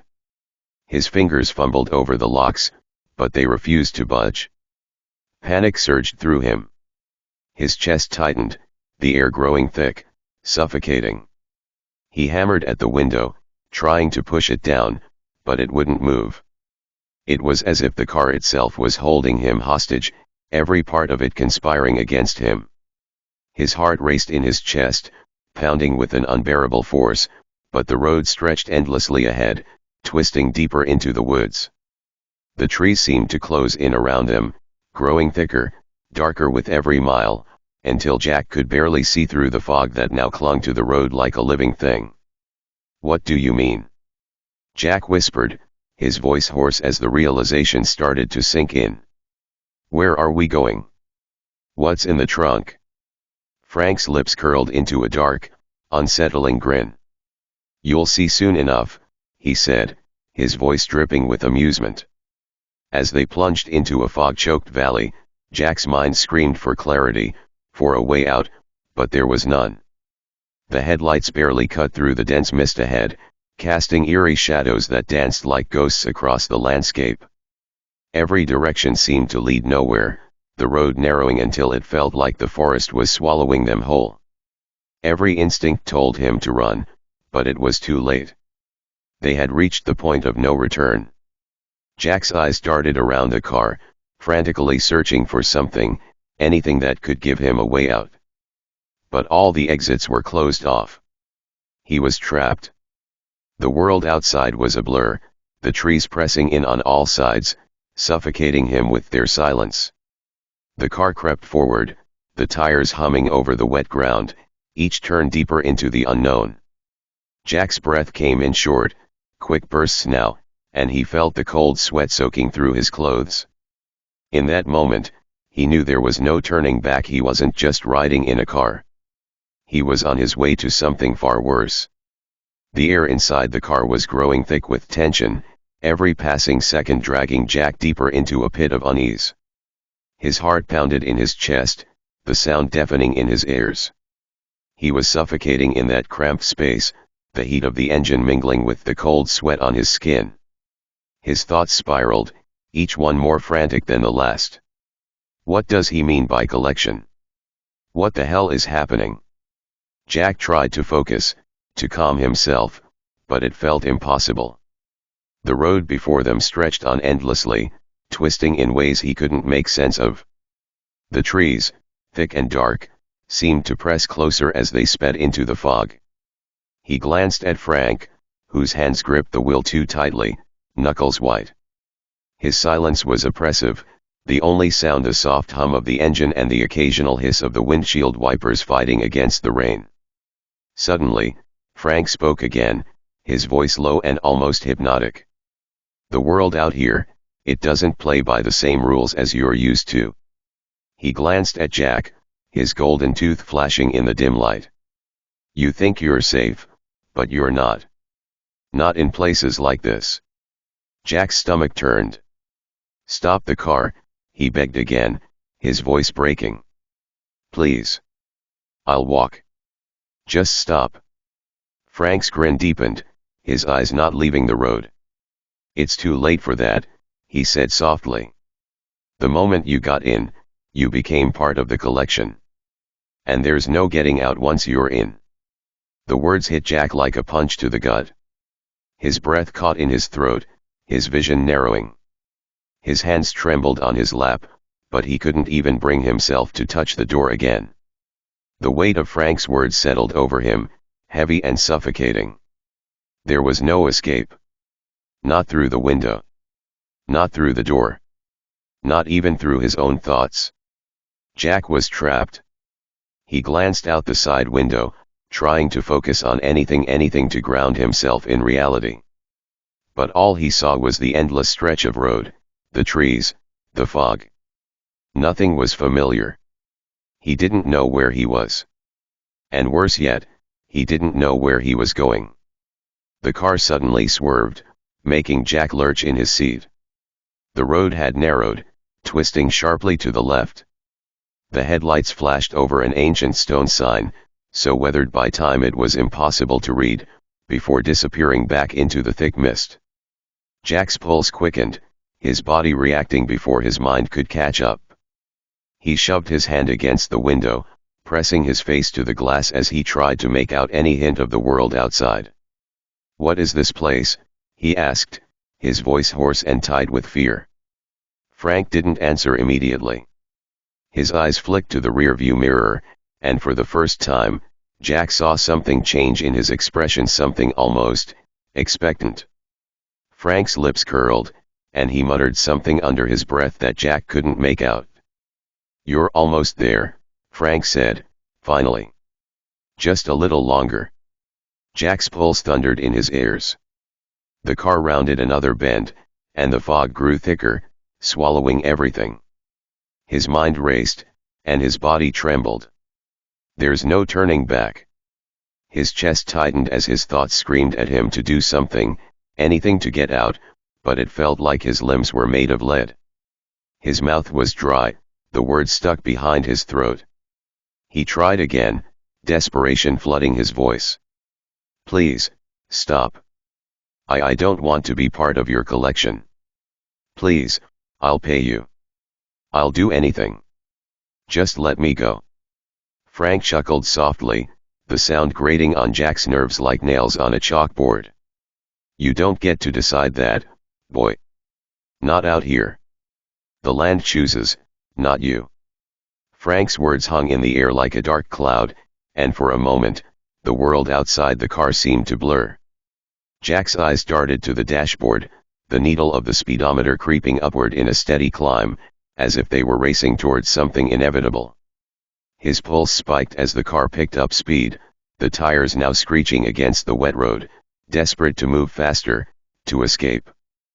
But no matter how fast they went, the sense of doom settled deeper, thickening like a fog around his mind. He turned back to Frank, eyes wide with terror. "What do you want from me? Why me?" Frank's lips parted, and for a brief second, Jack could see the flicker of something dark behind his gaze, something ancient. He leaned forward, as though sharing a secret. "I don't need anything from you," Frank said, his voice low, almost soothing. "But you need to understand something. The dead don't stay dead. Not out here. And I've learned to collect them. To bring them back." His grin widened again, impossibly wide, his golden tooth gleaming with malicious delight. "Sometimes, I get to take something extra with me. A little gift from the dead." Jack recoiled, his body rigid with fear, but Frank only laughed, a sound that sent chills racing down his spine. And in that moment, Jack realized the horrifying truth: he wasn't just riding in a car. He wasn't just a passenger on some desolate road. He was on a one-way trip to something far worse, something that had nothing to do with the living world anymore. The car plunged deeper into the valley, the headlights illuminating only the oppressive darkness ahead. The fog grew denser with every passing second, until it was almost impossible to tell where the road ended and the night began. There was nowhere to run. There was nowhere to hide. Jack was no longer just a hitchhiker. He was part of the collection. The fog thickened around them, pressing in on the car like it was alive, suffocating the world outside. The road ahead was almost invisible now, the headlights barely cutting through the murk. Every turn seemed to lead deeper into the unknown, and with each passing second, Jack felt his grip on reality slipping away. Frank drove with unnerving calm, his eyes fixed on the road ahead, his face almost serene as if he were taking a Sunday drive. But Jack couldn't ignore the growing dread gnawing at his gut, the cold sweat pooling beneath his shirt. He could hear the rush of his own breath, shallow and uneven, the silence between them deafening. The only sound besides the car's engine was the faint creak of the suspension and the occasional hiss of the wipers struggling against the rain. It felt like the world had become a tomb, and they were the only two souls inside. Jack's mind raced, his thoughts churning in a frenzy. He had to get out. He had to escape before it was too late. But his body betrayed him. His legs felt heavy, his arms weak and trembling. He tried to speak, to find the words, but they caught in his throat. What was happening? Suddenly, a sharp turn jerked him forward, and the car began to slow. The eerie mist had lifted, revealing a stretch of barren, desolate land, the twisted outline of trees on either side, their gnarled limbs like skeletal fingers reaching up to the sky. A deep sense of unease settled over Jack as the car rolled to a stop by an old, weathered shack on the side of the road. The structure seemed abandoned, forgotten by time, its wood dark and rotting, windows long shattered. Jack's stomach lurched, a wave of nausea rising in his throat. His heart was in his throat now, pounding so hard he could barely breathe. He had seen enough horror movies to know exactly what this place meant. This was where it all ended. Frank's voice broke the silence, but it was low and distant, like he was speaking to himself. "We're here," he said, as if Jack would somehow recognize this place. Jack looked around, eyes wide with panic. There was no road beyond the shack, no path leading anywhere else. The fog had returned, swirling around them in dense tendrils, and Jack couldn't see a single sign of life. There was no town, no other cars, no light. Just this forsaken shack, standing in the middle of nowhere, and Jack's heart racing like it might burst out of his chest. "What is this?" Jack asked, his voice barely above a whisper, his hands shaking as he clutched the seat beneath him. "What do you want from me?" Frank turned off the engine, and the sudden silence felt like a punch to the gut. The hum of the car's engine died, leaving only the echo of Jack's ragged breathing in the dark. Frank's eyes met Jack's in the rearview mirror, that sinister golden tooth gleaming in the darkness. His grin was wider now, more unsettling. "It's time," Frank said simply, his voice laced with a strange calmness, as though this was all part of some twisted, predetermined ritual. "Time to see my collection." Jack's heart skipped a beat. The mention of the collection sent a fresh wave of terror crashing over him. He wanted to scream, to run, but his body remained frozen, paralyzed by fear. His mind screamed for him to do something, anything, but every instinct he had told him the same horrifying truth: there was no escape. Not here. Frank slowly opened the car door, and Jack's pulse surged in his throat. He glanced at the trunk, his stomach twisting in dread as he saw Frank approach it. No. Not the trunk. Jack's body jolted, but his mind was still in a state of paralysis. He couldn't move. He couldn't think clearly. His entire being screamed for him to fight, to do something, but the fear had him in a vice grip. Frank's hand reached for the trunk, the metallic click of the latch filling the air with an ominous finality. Jack's breath hitched. He knew what was coming, but he couldn't tear his eyes away. He had to see what Frank was hiding. Maybe, just maybe, he could find something, anything that would explain what was happening here, something that would let him escape. The trunk creaked open with a slow, grinding sound, and the darkness inside seemed to swallow the faint light from the headlights. Frank stood there for a moment, his body blocking Jack's view. But then, as Frank stepped aside, Jack's eyes widened in horror. There were things in the trunk, things that didn't belong in the world of the living. Wrapped in sheets, in old blankets, some tied up in crude ropes. But it wasn't just the bodies, or the gruesome way they had been disposed of, that made Jack's blood run cold. It was the stillness of them. The absolute, unnatural stillness. These people were dead. They shouldn't be there, not in the trunk of a car, not in some twisted collection of horrors. Jack's throat went dry. He didn't know what he had expected, but this was worse than he could have ever imagined. Frank leaned down, one by one, pulling the bodies out of the trunk with an eerie gentleness, as if he were handling something precious. Each one was covered in a thick, damp cloth, but Jack could see enough to know that they weren't just dead. They were mutilated, twisted in ways that should have been impossible. "You see," Frank said, his voice low, reverberating with a dark pride. "Every one of these souls. I saved them. They were lost, trapped in the fog, just like you were. And now, they're mine." He looked back at Jack, his smile widening, revealing the full, gleaming horror of his golden tooth. "But there's always room for more." Jack's breath came in ragged gasps as he felt the last shreds of hope slip away. His pulse pounded in his ears. "No. Please no. Not like this." Frank straightened up, the bodies piled at his feet, his gaze fixed on Jack. "It's time for you to meet them," he whispered, his voice a dark promise. The car's engine sputtered to a stop, the low rumble echoing in the eerie silence that now surrounded them. The trees, twisted and gnarled, loomed like dark sentinels in the fog, their skeletal branches clawing at the sky. The shack ahead seemed almost alive in the mist, its rotting wood and sagging roof giving it a malevolent, decaying presence. Frank didn't move at first. His fingers gripped the steering wheel tightly, his knuckles white, his breath slow and measured. Jack could feel his heart pounding in his throat, his every instinct screaming for him to run. The air inside the car felt thick, suffocating, like it was closing in around him.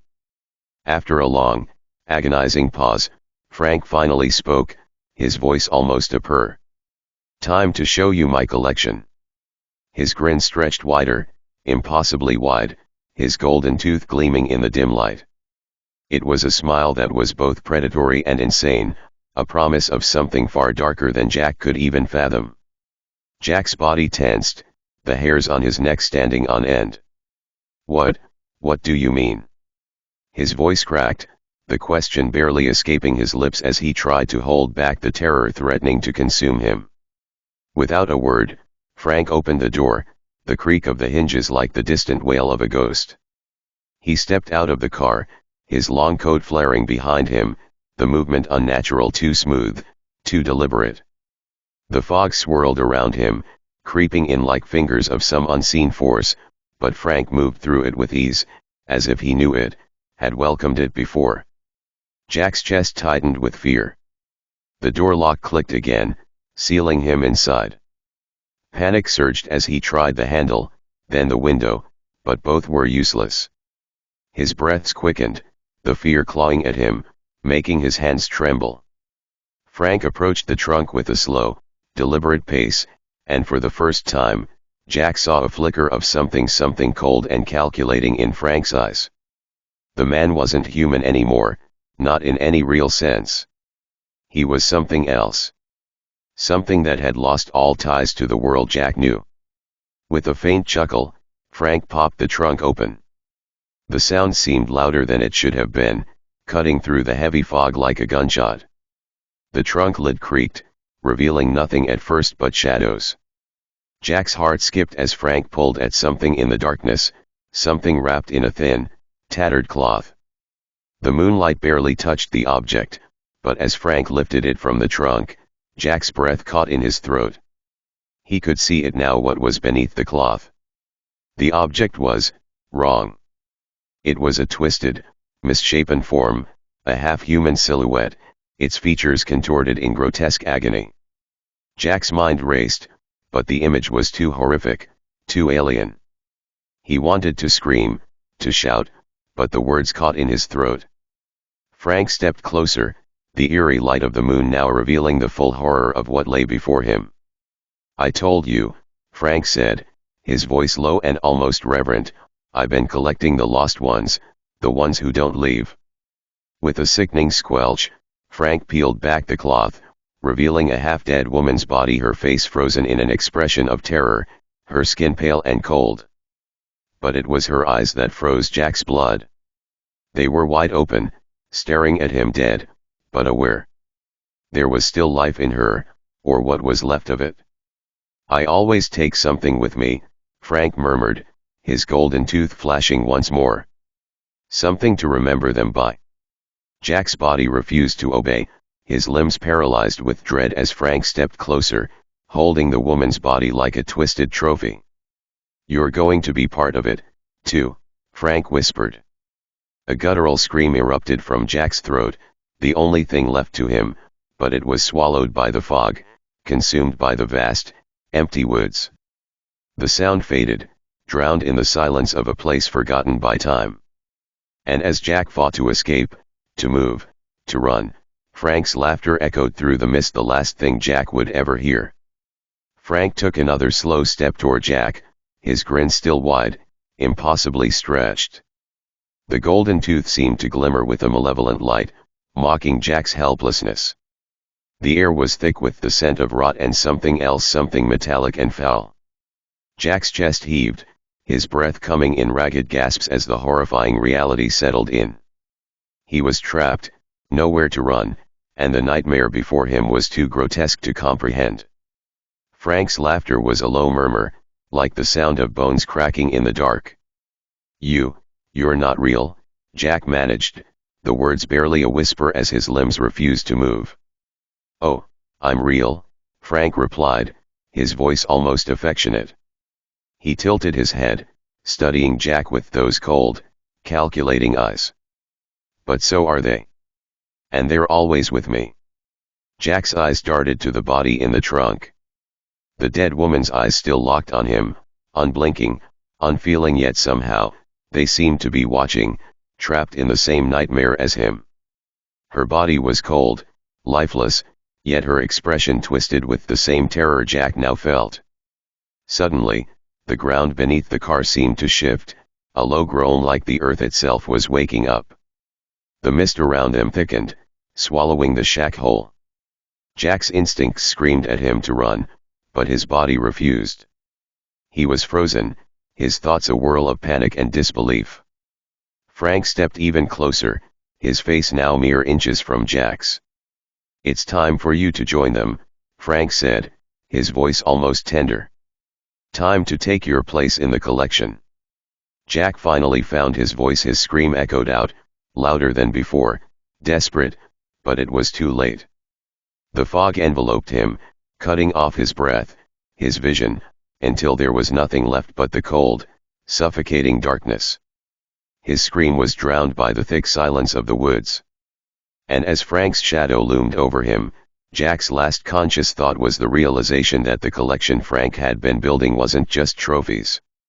It was a hellish gallery of souls trapped forever in the fog, lost to a man whose twisted obsession with the dead had no end. In the distance, the faint sound of footsteps echoed, slow, deliberate, heading back into the woods. No one would ever find Jack. Not here, not in this forgotten place. And as for Frank, he had many more stops to make.